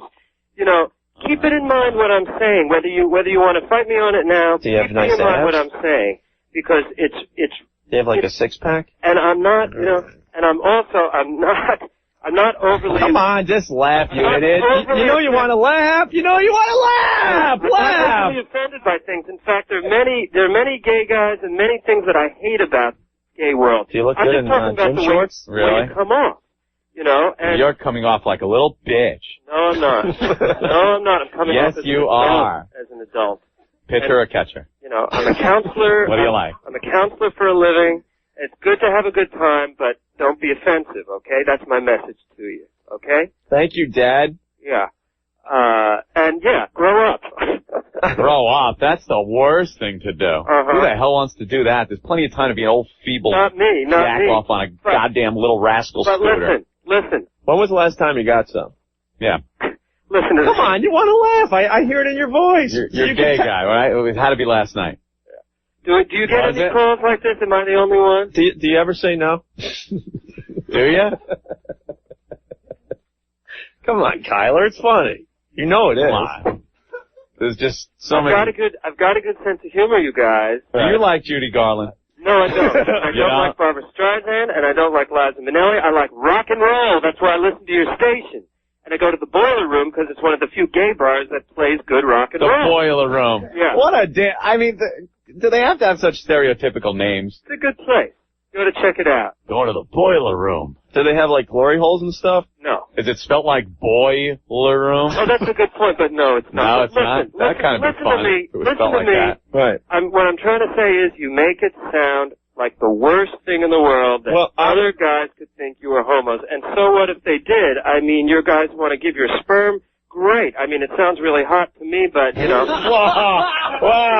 Wait a minute. Kyler, are you going to be turned on if we do this? I was turned on the radio? No, I don't want to go on the radio.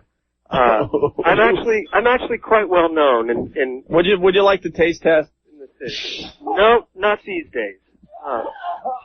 Come on, Kyler. Are you practicing safe sex? Of course. Yeah, why don't we get Are that? you? Why don't we get that message out to the community? Practice safe sex. Yeah, that's more important.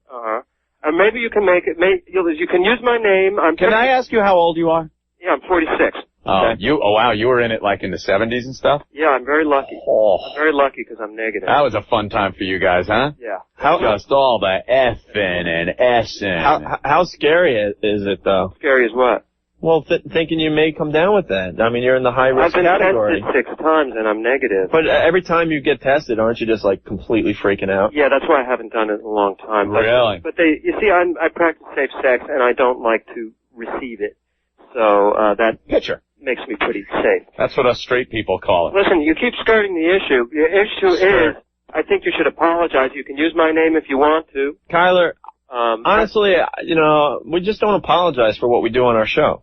Okay, well, maybe you I think say something in a funny way. Hey, you don't mean to offend any gay guys. You're just having fun. You don't. Kyler, honestly, you really don't listen to our show a lot because we have said things like that in the past. Okay, no, I don't. I don't usually listen. The one thing Ant and I try to do is try to make fun of pretty much everything.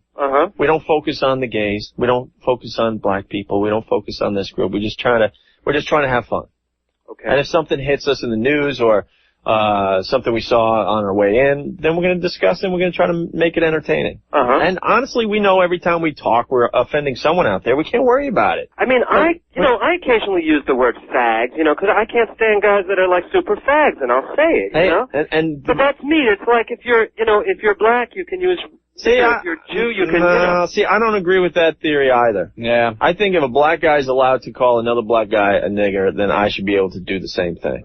Well, what are you? What group are you in? I'm a dago wop bastard. Yeah, so if somebody calls you a wop or whatever, I don't care. Actually, I got a friend up in Boston, Jay, and he's Irish. And the most fun we have is ragging each other's culture. Like I'll send him things about like drunks And he sends me stuff like spaghetti sauce and stuff, and it's just constantly ragging each other's ethnic background. And the worse it is, the funnier it gets. Uh-huh. Like if he's even near my car, I check it for bombs because he's Irish. Some of the funniest stuff, you gotta admit, is the stuff that really pisses people off. Uh-huh. You know, I think as a society we really got to start lightening up again. Well, this is my bit for Gay Pride Weekend. I'm not doing anything else, so I thought I'd try to get through here.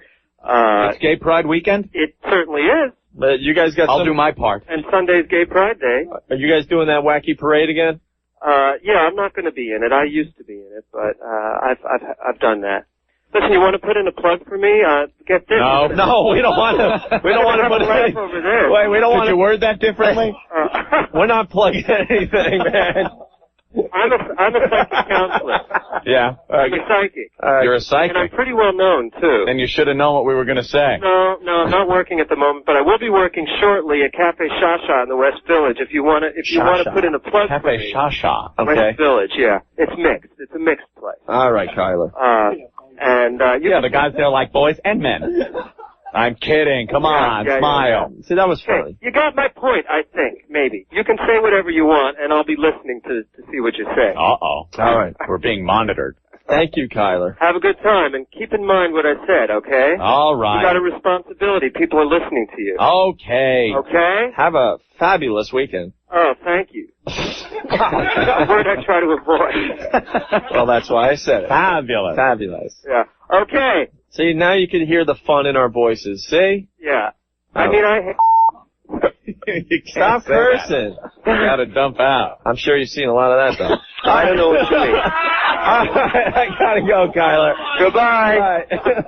Come on, line of the week right there? Yeah, that's pretty good, Opie. Line of the week? What? Gotta give you. Give it to me, man. Gotta give you that. But now you gotta explain to the faithful listeners because we had to dump out of the show, man. He keeps saying the S word.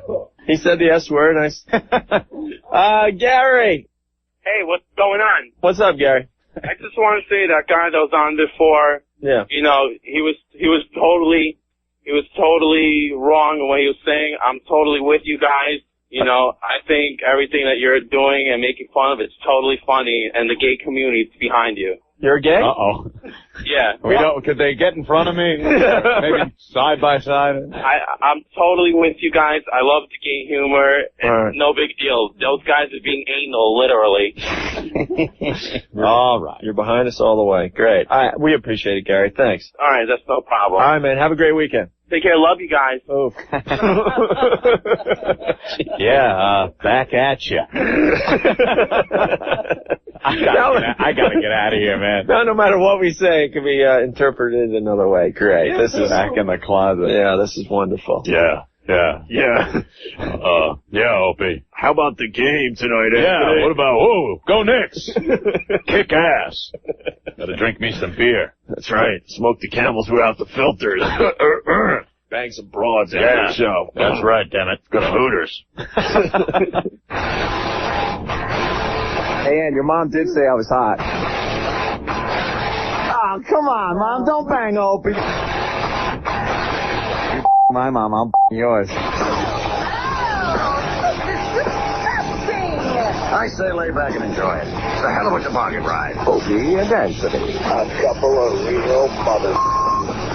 1027. Today, you're stuck with the worst of Opie and Anthony. On FM Talk at 1027.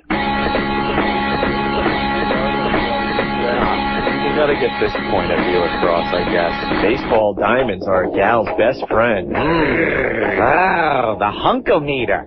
Yeah, they're pitting Jeter against Piazza. Obviously, for a hunk. Who's the biggest hunk? Who's the biggest hunk? Yeah, Jeter or Piazza? She's got a bunch of stats and everything. This is Cheryl Connolly from the Daily News. You know, this lady smokes crack. She has to. She's writing a whole article on this, right, Amp? Yeah. And where he'd take you for a weekend getaway, Derek Jeter. This lady assumes that Derek Jeter would take you to meet his mom. Oh, sure. Yeah. I don't care that he plays for the Yankees. Penis, Mom? Exactly. I'll take you to meet my mom. She's delusional. He's a guy, for Christ's sake. Where she lived, the Comac Motory.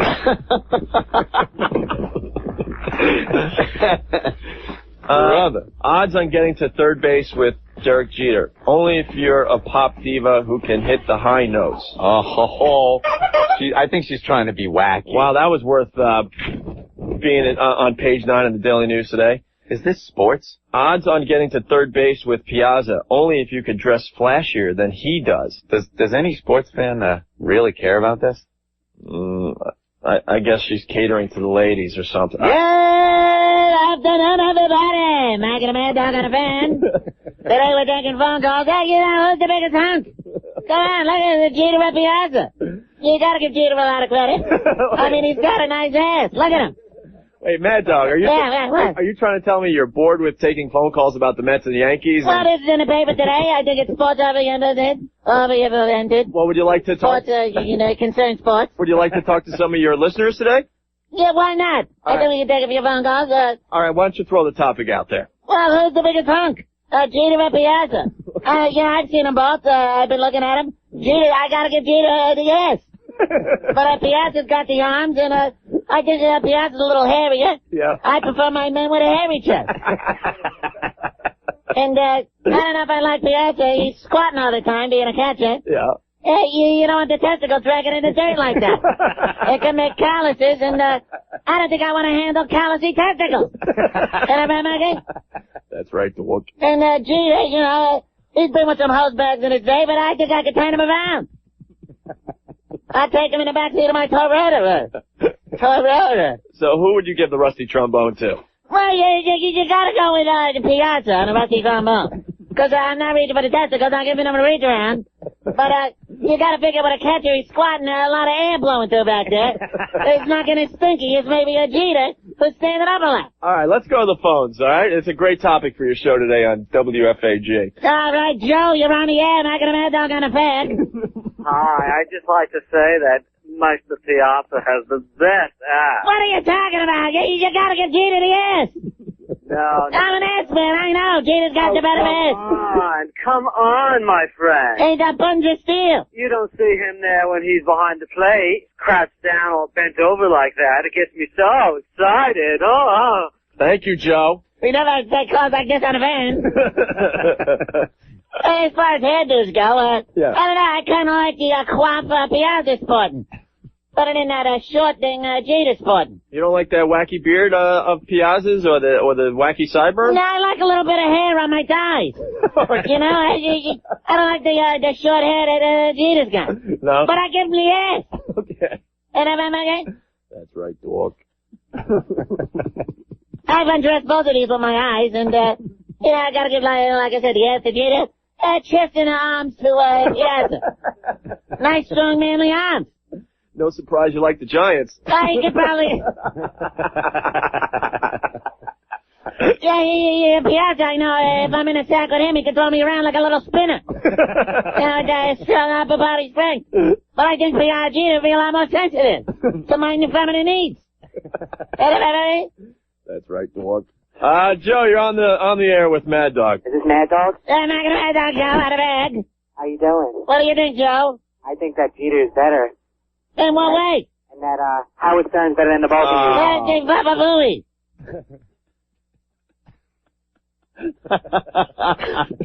Can't curse on our radio, Joe. Oh, brother. This is just getting bad. That was pretty funny, too. Too bad it didn't make the air. All right, let's take another break here, all right? Are you done now, Mad Dog? Why didn't you bring Imus in with you today? Oh, jeez, you want to go there? Got my big fat cowboy hat in my lap here as I'm looking at Piazza. Yeah. And, it's growing. Yeah, that guy gets the wrinkle out of my neck.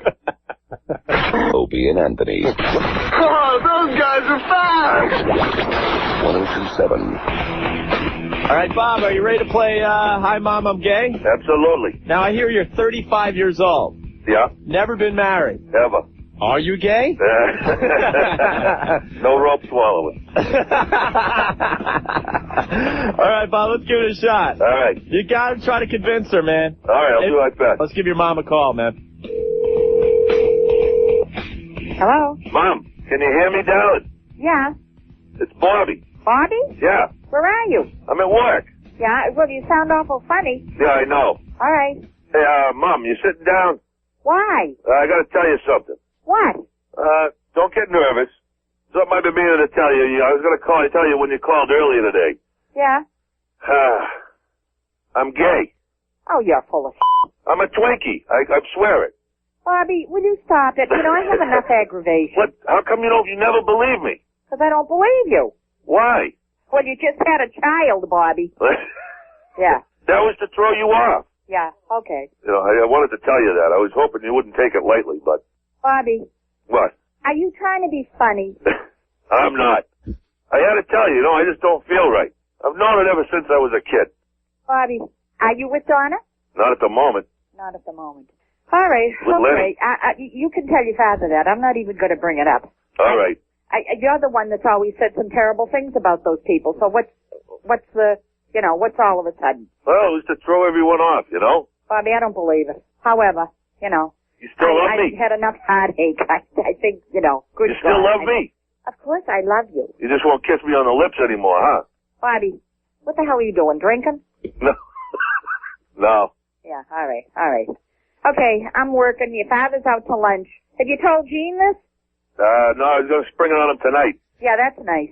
Yeah, you do that. Stand a long distance away, will you? I will, out of arm's reach. Bobby, don't give me that baloney, please. You break my heart when you do things like this. I'll talk to you later when I can sit down with you. Yeah, that'd be nice. All right. All right. I love you. See you later. I love you too. Okay. Holy Jesus. Dude. I gotta get back to her quick, man. Yeah, She's gonna put a knife in her wrist. You better do that. Hey, Bob. Yeah. Bob, I'm gay. This guy sounds like the manliest dude around. I've been meaning to tell you for a long time, Bob. I'm gay. That'll explain the rough throat. Yeah, I'm a Twinkie, Bob. That's how I got this throat this bad, Bob. Been swallowing too many ropes. Hey, Bob. You sit down, Bob. Oh, man. Hold on. You want to call your mom back and then call us? Yeah, I got to get her head out of the oven. All right, we'll recognize her head out of the oven. We'll recognize your voice. Call back, all right? All right, thanks. All right, man. Bye. Sometimes you feel like a nut. Sometimes you don't. You guys are gonna burn in hell. Opie and Anthony, 102.7. I must know evil before he can condemn it. Opie. One must see evil before he can denounce it. Anthony. Tasteless, disgusting, and offensive. Very, very cool. FM. It's beyond moronic. It's sub-moronic. Opie and Anthony, 102.7. Courtney Cox. From Friends? From Friends. She's dropping Cox. Excuse me? She's dropping Cox. On what? What do you mean? Well, her name's Courtney Cox. Right. Her name. She's dropping her last name. Oh. She's getting rid of Cox? She's getting rid of Cox, yes. Huh. She doesn't like Cox anymore. Why? Well, she wants to use her husband's name. She's married to David Arquette. Right. Courtney Arquette. So she wants to be called Courtney, Arquette. She wants to drop Cox. But she liked Cox. Well, I guess she's liked it for a while. It was very good for her and her career, but yeah, for her career, I would think she would, hold on to Cox. I wouldn't think she would just. Well, wouldn't think she you're would right. If we're professional, cast Cox to the wayside like that. Sure. Well, she's moving on with her career without Cox. So. All right. Sans Cox. What? I don't know why everyone's giggling. I don't know either. Something. If a girl wants to change her name, it's fine. I just find it a little odd that she's been treated well by Cox for so many years that she would just dump it like that. She's brave enough to live her life without Cox. I guess so. So. Arquette. Courtney Arquette. Courtney Arquette from now on. Not a hyphen? Cox no more. Right. Huh. That old gag. I actually felt the downward spiral in that bit. Oh, sure. Of course you did. That's what you're supposed to feel. There's no lifeboat! Oh, the other thing we have to mention is the book that's coming out on Reagan. Really? And it looks like President Reagan didn't like Bush. Really? Right. Reagan didn't like Bush. Really? Did he like Cox? Or did he drop Cox? Courtney, I mean? Well, would he know about Cox back in 81? Sure. I think at that point, during his presidency, she was on that Bruce Springsteen video, right? So he was Dancing in the dark. So he was well aware of Cox at that point. Cox was on the stage just shaking and, remember? Gyrating Cox. Sure. We saw her. She was dancing. He forgot all about the Cox. But with Bruce. All right, so, this book is claiming that. You figure it doesn't work the first time. It's like putting sour milk in the fridge. You go, nope, still bad. I like that. Yes. This is debauchery mania. I like that. I like that. Yes. You deserve the best, but that'd be a lot of work. Here's the worst of Opie and Anthony on FM Talk at 102.7. So how was your Thanksgiving, Anthony? Spent a little time with the family, Opie. Sure. Over at Grandma's for the big, Italian Thanksgiving. Very nice. All the food that you could feed an army with, and I was right up there, right at the next to the head of the table. I made it all the way up. Yeah. Congratulations. Thank you. Felt pretty good, because my brother wasn't there this year. He was over at his in-laws. So I got to move up into the Joe seat. So there I was, like right at before the head of the table. I looked down at the little card table at the end, remembering years and years ago when I was there. And I had to work. I remember the middle of the table. Sure. I remember when I became a teenager and worked my way up from the card table to the real table, but way at the card table end. Well, how many people had to die in your family to get that space? Oh, quite a few. Okay. Yes, quite a few. And then, I worked my way up, and as I was sitting there next to the head of the table, thinking there's only one more place to go, you start feeling old. Yeah, of course old you do. is what you start feeling. Do you have any teenagers in your family? Yeah. So are you like the cool uncle where you go get them high and stuff in the coat room? Or No. Get a little sip or two here or there? They're like early teens, RJ and Chris. Oh, all right. They're pisser, cool kids. Yeah. Oh, they idolize me. It's great. Yeah. Yeah, I'm cursing like a banshee at the table and stuff, and they're just like, you are so cool. You were drunk again. Yeah. You were drunk again, obviously. Well, a couple of beers, though.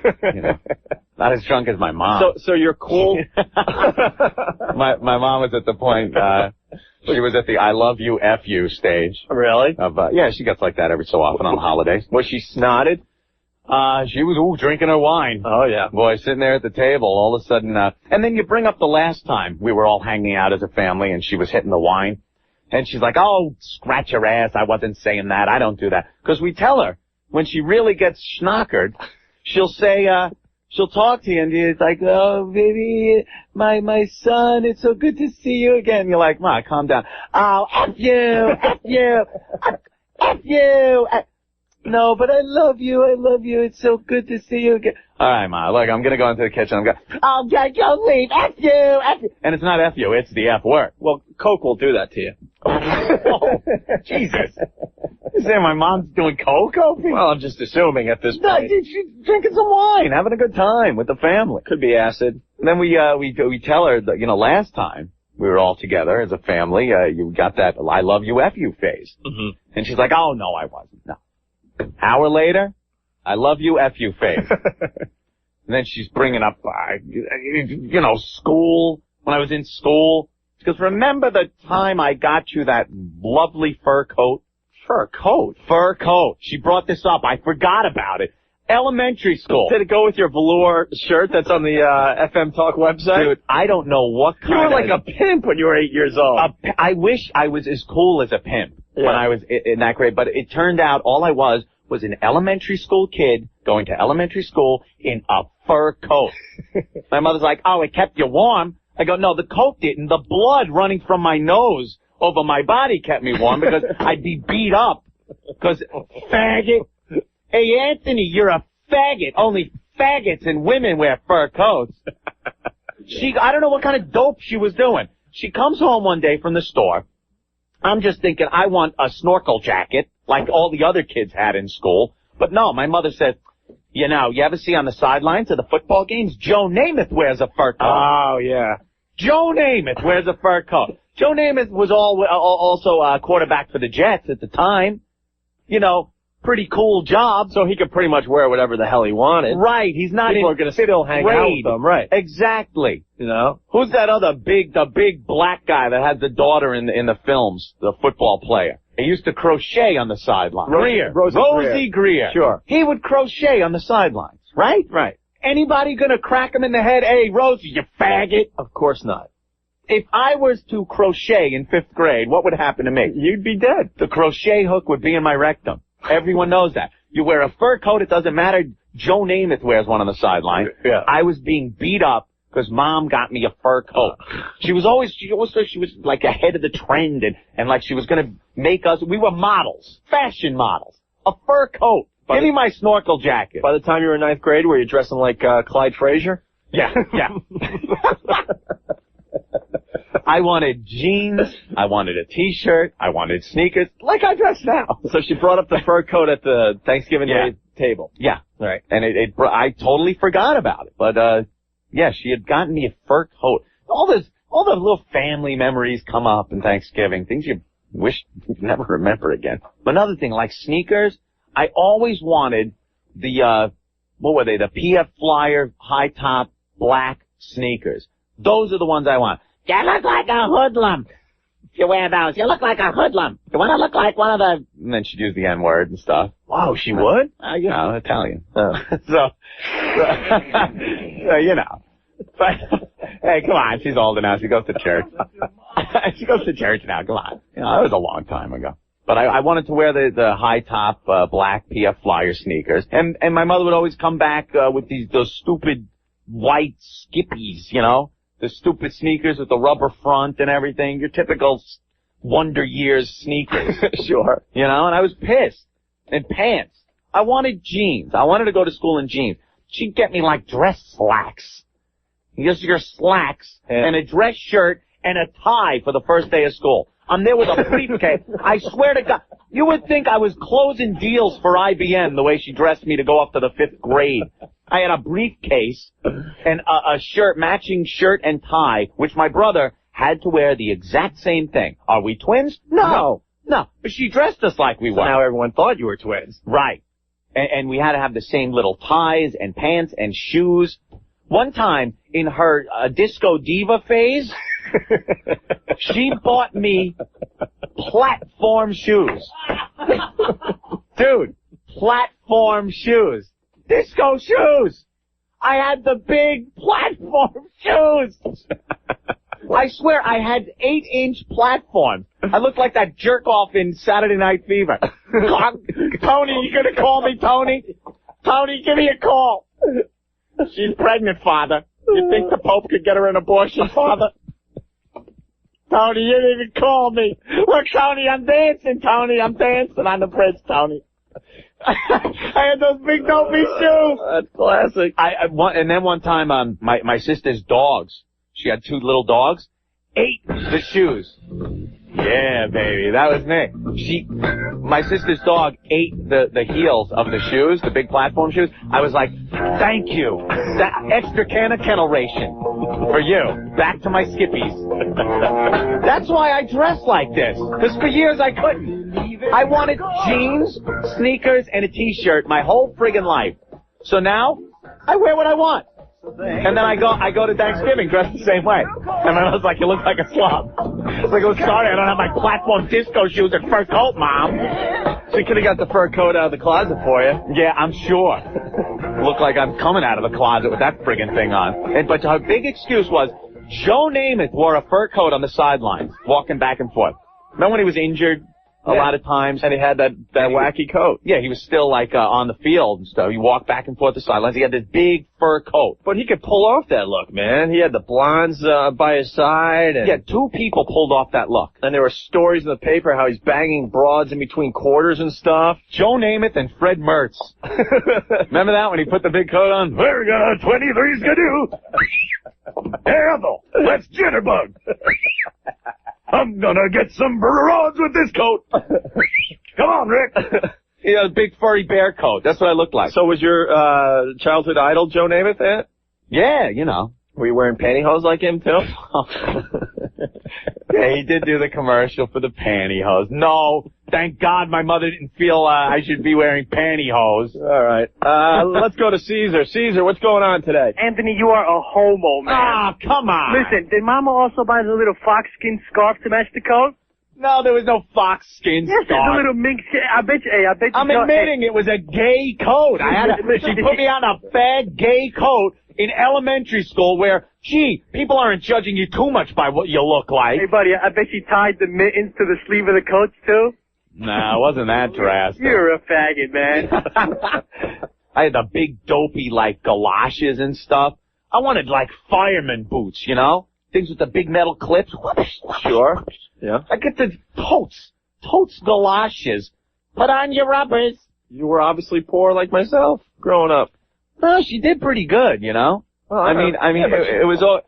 No, she was more, like, she would spend more to make me look like an ass. Now I know why Boomer beat you up in elementary school. Yeah, exactly. You had your cute little fur coat on. My fur coat. I wanted a bomber jacket, you know? Wanted regular, the high-top PF Flyer sneakers, jeans, just looking like a kid. But no, my mother figures she's dressing me up like I'm in GQ or something. GQ? Well, that's what they would. They would put stupid things like fur coats on the models and stuff. And she would see it and go, oh, that's a great look. She used to dress me up like that. She was goofing on me because she said over Thanksgiving, she said, well, when you dress yourself, you look ridiculous. What do you mean? She pulls out pictures of me with striped pants and a plaid shirt. I'm walking around like that. I'm like, so? That doesn't go. I'm like, I don't care if it went or not. That's the 70s look, though. That's groovy. That stuff went in the 70s. That's like Greg Brady. Haven't you seen the Brady Bunch? They say it's in.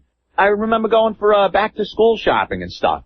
You know, you go to the department store and walk around, and you'd see stuff you want. You're like, oh, that's good, that's good. Oh, no, that's crap. That's what the lowlifes are wearing. You know, Charles Nelson Riley is wearing a scarf off to the right. Oh, you should wear that. Yeah, I can't see that. Oh. If there's a picture with you with a Charles Nelson Riley scarf, I need to see that. Where's my scarf? Oh. The ghost and Mrs. Muir. Charles Nelson Riley. Oh. I'll tell you one thing. If she would have bought me that coat when I was like 13, 14, I'd have banged it. Yeah, but hey, what's with the fur on this coat, Anthony? Why? It's like Liberty Spikes that the punk rockers wear. Opie and Anthony, we punish ignorance. Hey, ass, turn down your radio. 1027. Yeah, if you read the paper today, Popeye's getting married. Ooh, I got to marry to Olive's girl. Yeah, she's a looker, huh? Ooh, she's quite the looks good. What do you... Now, Popeye, what do you see in Olive Oil? I mean, she really doesn't have a body. Well, she's Slenska. Yeah. Ooh. Ooh. Some pusky. Whoa, what? Pusky. What is pusky? Figure it out yourself. Olive Doyle has a lovely pusky. Popeye, I don't think you can say pusky on the radio. Put my mighty hands around her skinny little butts. Her skinny butts. And then I gazed into her pusky. You can't say pusky on the radio. I could say whatever I want. I'm Popeye. Pusky, pusky, pusky. Well, blow me down. Ooh, she spent all that time with Brutus. Yeah. I thought it was going to stretch out her pusky.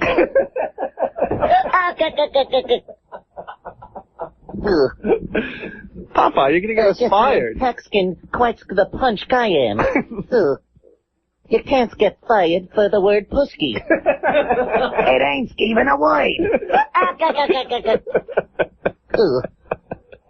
I'd never heard the word pusky before. It's a fun word to say. Pusky. Looks like you're excited because you're going to finally be able to bed down Olive Oil. Ooh, yeah. we're gonna go on a Hunsky moon. Yeah? Oh, yeah, I'm gonna take her on my boat. I'm Popeye the Sailor. She's a little flat-chest kid. Yeah, just a little. A little shy in the titsky section. Not too big's on the titsky. You can't say... But she makes up for it with the pussy. And that narrow little ass. Yeah. She's got quite the little ass on her. But I'm dreaming of the pussy. Oh, well, blow me down. If I get a whole skedaddle in the hotel room. Hey, Popeye, I was always wondering this question. Yes? Does your unit get really big when you eat the spinach, like your biceps? Of course. And I got a big tattoo of an anchor on it. And it disappears sometimes. Whenever it ventures towards Kapusky. Hey, all right, come on. You just can't say that word on the radio. Why not? I don't know. Look up Pusky in the dictionary. Is he allowed to say Pusky? I could say whatever I want. I ain't no big whiskey, and I'll say Pusky. I'm Popeye the Sailor Man. All right, well, there you have it. What's the problem? It's never seen Kapusky? All right. Well, congratulate me. Are you going to invite Brutus? No. I'm not inviting Brutus. To the wedding, no? He might try to steal me girl. I see. He's always doing that in the past. What about, And Olives would always go with her. What about Wimp? Sluts. What about Wimpy? Wimpsky? Yeah. He's a homosexual. Always in a search for meat. I'll gladly pay you today for a hamburger tomorrow. Or whatever the hell you used to say. Wow, Wimpy's a homosexual, huh? Wimpy's a homosexual.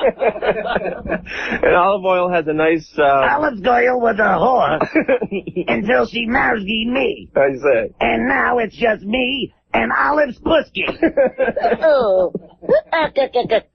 Gotta give her some implants.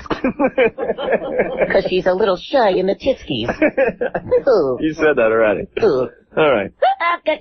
Well, do you want to hang out with us for the rest of the show, Popeye? Or? I'll stay, but I got to go to my Hansky moon. Oh, yeah? Yes. Okay. I'm rip-roaring, looking forward to some pussy. Wow, all right. Where did Anthony go? He doesn't like Popeye or something? Hey.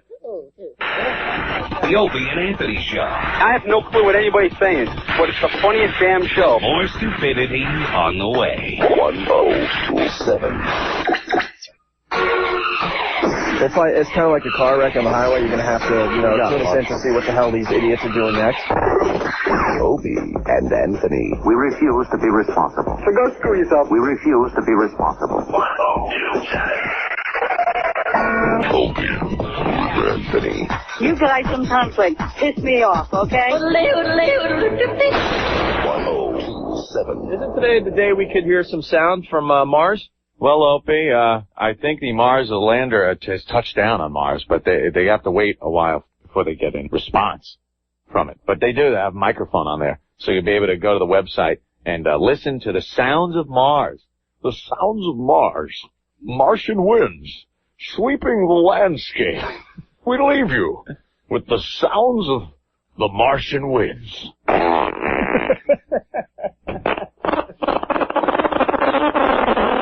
Normally leave you with the sounds of Mars, but since the lander's there, we have the microphones and the equipment. The sounds of the Martian winds.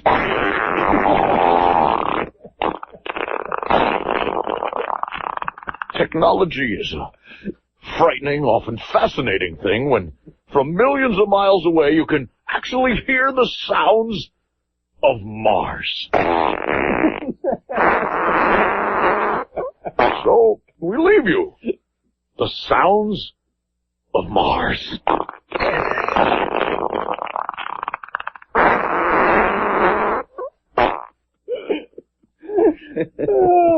Well, that confirms it. I never want to grow up.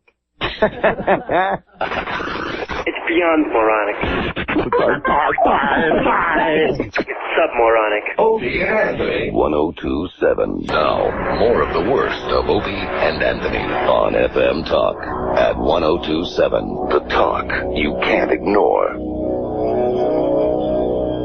Dave writes, for your information, about 2 hours ago, Tom Brokaw was seen scuba diving in the ocean doing a live broadcast to see if JFK Jr. was faking his death. He is hoping he will reappear from the water and catch him in the act. Come on. Well, you know, I don't think Tom Brokaw's in the water. I believe finally the story's dead and they've run out of angles, so I wouldn't be surprised if some of the networks did get some scuba divers down there to see if something's going on. But actually scuba diving? Actually on the beach? With scuba gear. With scuba gear. Ladies and gentlemen, Tom Brokaw, NBC Nightly News. You know, it's strange. I sound better with the regulator in my mouth than I do just trying to speak normally. Hey, Tom? Yes, Tom Brokaw. You sound a little out of it today. Well, You sound a little lightheaded or something. I was deep diving looking for JFK Jr. I don't believe he's dead. I think it's a big conspiracy. And I ran out of oxygen 200 feet below the surface and had to ascend so rapidly that Tom Brokaw got the bends. Nitrogen bubbles in my bloodstream, so I'm a bit woozy. But I do believe I did see JFK Jr. when I was, just before I passed out. I also saw Ricochet Rabbit and the Care Bears. They were all doing a dance. And then someone pulled me out of the drink. Yeah, Tom? I believe it was the Navy vessel LaGrasse, still on site, picking up any lost screw that came from JFK's plane at the cost of millions and millions of dollars. I was wowed by Ariel, the Little Mermaid. It was nice, you know, she's got nice hands for a cartoon mermaid, little redhead chick. You know, those mermaids, very deceiving. Yep. Great cans you could, feel. But if you try to go south, it gets a little fishy. Tom Brokaw, NBC Nightly News. I couldn't tell where the skin ended and the scales started as I tried making love to a mermaid. On my next report, Tom Brokaw makes love to a mermaid, flipping up scales to find the elusive mermaid gag. You know what the odd thing is? It smells like human.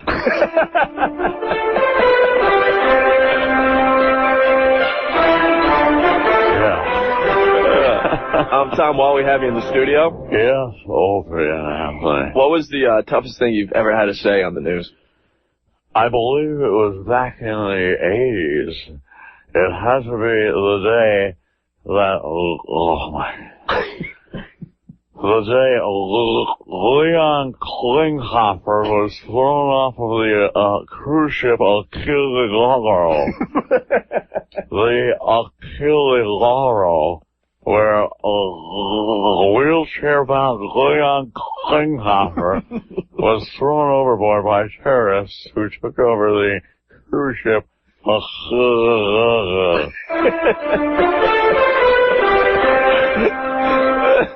Why do you always make Tom Brokaw say that? Say what? Oh, look at the time. They've refilled my oxygen tanks. I am still searching for evidence of the death of JFK. Well, good luck in the search, Mr. Brokaw. Thank you, Opie and Anthony, as I now descend back into the depths. Look out, There he goes, Tom Brokaw. Swimming away. Tom Brokaw. Hey, he's having sex with mermaids. I can't even believe these morons. Opie. He's a disgusting little man. And Anthony. What a douchebag. Stand over. This is sicker than Faces of Death. This one's not on the CD because it's kind of a special song. It's not on the CD because it sucks? That would seem to follow, wouldn't it? Okay. No, it's actually not. It's not a very funny song. It's if you don't mind, my wife and I were recently divorced. You're 12. I know. You're 12. Short marriage. Okay, go ahead. How old are you? I'm 27. 27? Yeah. All right. Yeah. And my wife of 16 years, Erin, and I divorced recently, and we have a little 6-year-old girl. And she doesn't really understand why Mommy isn't living with us anymore. And I did my best to write this little lullaby and perhaps explain it to her. I like the setup. This is great. Thanks. Okay. You can bring it down a little bit here, if you know.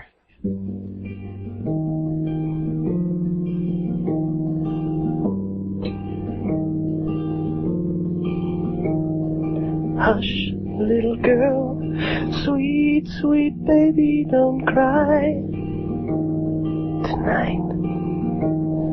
Daddy's here and he'll sing you a soft lullaby tonight. Why can't it all be like it was before? How can I explain why Mommy's not here anymore? 'Cause Daddy likes porno and $10 whores. Daddy gets wasted and robs liquor stores. Daddy likes rubbing against little boys on the bus. I think that's why your Mommy left us.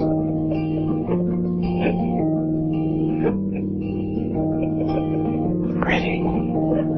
Hush, little girl. There is no reason to fret tonight. Don't mind the smoke. Daddy just wants to forget. Tonight. Soon it will all be like it was before. Any minute she will walk through that front door. But Daddy plays poker and drinks lots of beer. Then he wants sex that involves Mommy's rear. Daddy has sores on his genitals oozing with pus. I think that's why your Mommy left us. Please don't cry. I swear I'll try to be here by your side. Right after Daddy gets home from the bar, visits his bookie and steals a new car. He'll drive to the strip club, and if Daddy plays his cards right, he'll bring home your new Mommy tonight. Lady-day, lady-day, lady-day, lady-day, lady-day, lady-day, lady-day, lady-day, lady-day, lady-day. Oh, look at me. I'm Megan. Look at me. I'm all teared up now. I'm welling up with tears. Hey, even Dice is tearing up over there. Yeah, you got me, huh? You got my sensitive side. Yeah. Jackass. Who cares we can't play Chocolate Salty Balls anymore? We got some new songs. That's Stephen Lynch. The CD's called Half a Man. You can order it by emailing him at pusshead@AOL.com. That marketing's really taking off, isn't it? That's not my forte. And it's pusshead, P-U-S, not pusshead, which is P-U-S-S, obviously. Right. What did everybody do before the internet? Like, you know, send me a postcard or something, P.O. Box. You know, is that what you did? I don't know. All right. Now, more of the worst of Opie and Anthony on FM Talk at 102.7. I must admit, I ate monkey meat. It was me. Damn me to hell. Mr. Heston, it was you? I went into the zoo and had sex with Yoshi the chimpanzee. Damn me to hell. I couldn't help it. After spending time on the planet of the apes, I grew accustomed to that red chimpanzee ass. Ah! Have you ever made love to a chimpanzee? No, I can't say I have. Nothing like it. Once you go chimp, you never go back. That supple red ass. Yearning. I went to the zoo. Yoshi spun around and faced that red ass at me. It was yearning. Calling me, as was the burning bush when I played Moses. Saying, take this, thine red ass upon thee. Make love to my red chimpanzee ass. I must admit, I ate monkey meat. Damn me to hell. I ate monkey meat at the zoo. Now, Mr. Heston. Yes? Why would you be attracted to a chimpanzee when you had Nova? Nova. Yes, she was quite a babe in that loincloth. But she just didn't have enough bodily hair. When Zira seduced me in that little cave thing they lived in, and I did have a threesome with Zira and Cornelius, I admit it. I ate monkey meat. I tasted the forbidden fruit of the monkey's red ass. I couldn't resist. I visited the zoo and saw Yoshi. Yeah. Little Yoshi and that red ass. My God, forgive me. Lord God, please forgive me for partaking in the forbidden meat of monkey. Damn me to hell! Now, Mr. Heston, there's a lovely picture of your girlfriend in Newsday. Look at the cans on Yoshi. My God. That's the luckiest baby chimp I've ever seen. Getting to snuggled against the bosom of that hairy ape. Damn. I love that monkey. Yeah? All right. I'll be making more visits to more zoos. There might be a population explosion of Charlton chimps. A new breed. The Charlton chimp. That's right. It wears a toupee and has a red ass. Hey, is it true also that you were Caesar's father? Damn. Damn, you found me out. All right. From my sexploits with Zira. Yeah. Okay. Twas me! Well, we got the explanation to the chimp getting pregnant at the L.A. Zoo. Well, thank you, Mr. Heston. It's great. I'm so embarrassed. Could you take your little cherry and get out of the studio? We got a show to do. Where's my music? Oh, you want... Yeah! Yeah! Off horse! Yeah! Play my music, damn you! All right, I'll play your music. Damn you! Now get the hell out of here. When are you putting those pictures up on the website? Damn you! Damn you all to hell! And there he goes, everyone. Charlton Heston. Wow. Opie and Anthony. Cunnilingus and psychiatry brought us to this. On FM Talk at 102.7. The talk you can't ignore.